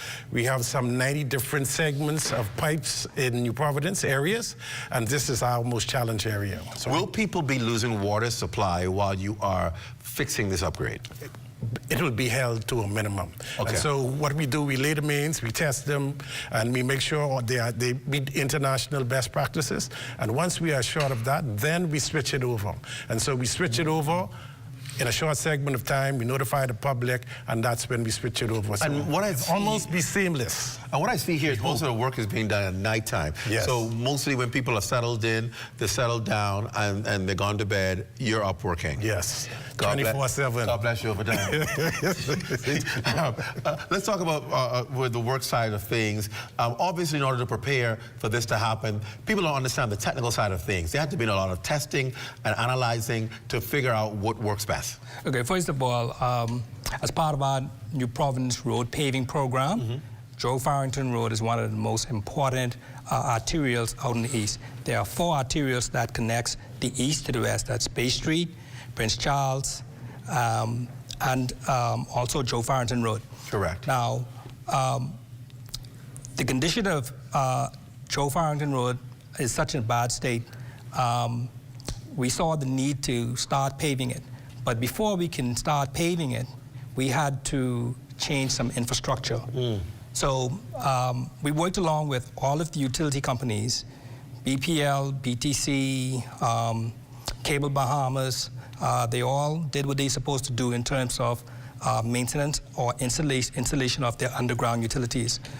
The outstanding one was Water and Sewage Corporation, because the existing Water and Sewage Corporation infrastructure is old, so it needed complete restructure and reconstruction. So what we don't want to do is to go ahead and pave the roads, and then a few years later on down, utility company come in and start to excavate. So we worked along with the Water and Sewage Corporation to come up with a solution. One of the things that we are going to be experiencing during this is some disruption. And there will be delays, but we're going to be keeping those delays to a minimum. And we're not going to prolong it. There will be some traffic diversions, and the diversions would be through the Seabreeze Lane, Pine Yard Road, Hannah Road, or Lumumba Road. And the good thing about those roads, they run parallel, so it's not really taking you off a course. I've seen some diversions before, and I was like, who made this diversion up? This is taking me all around the world and back again. But with these, at least these diversions kind of run parallel, so it's just a matter of just taking a different road rather than that road, which is a good thing with Joe Farrington Road. You can take alternate routes without taking you off your track too much. Right, and there will be flagmen there to direct motorists to the designated diversions.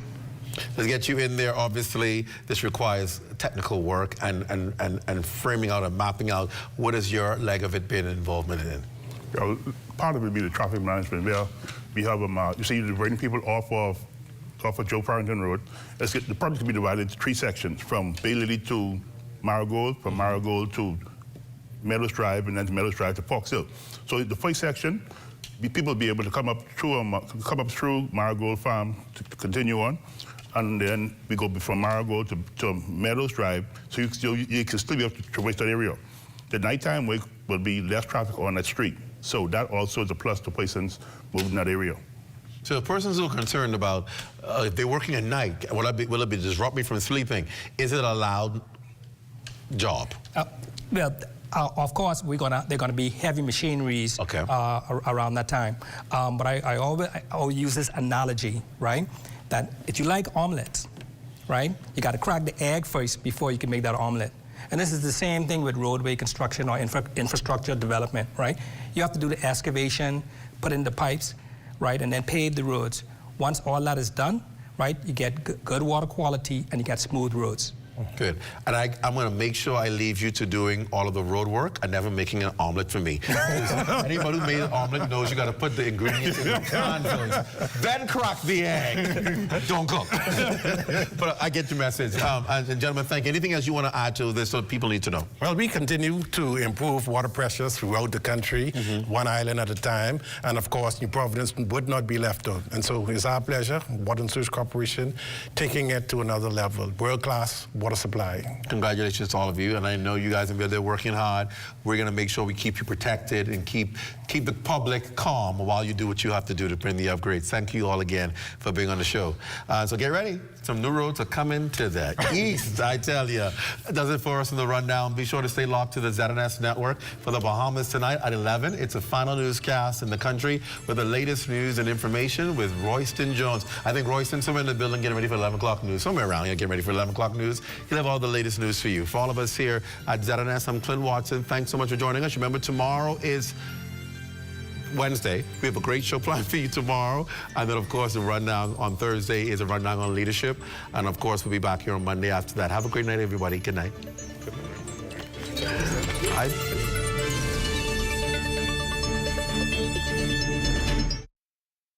At Ford Motor Montague, I'm Opal Roach.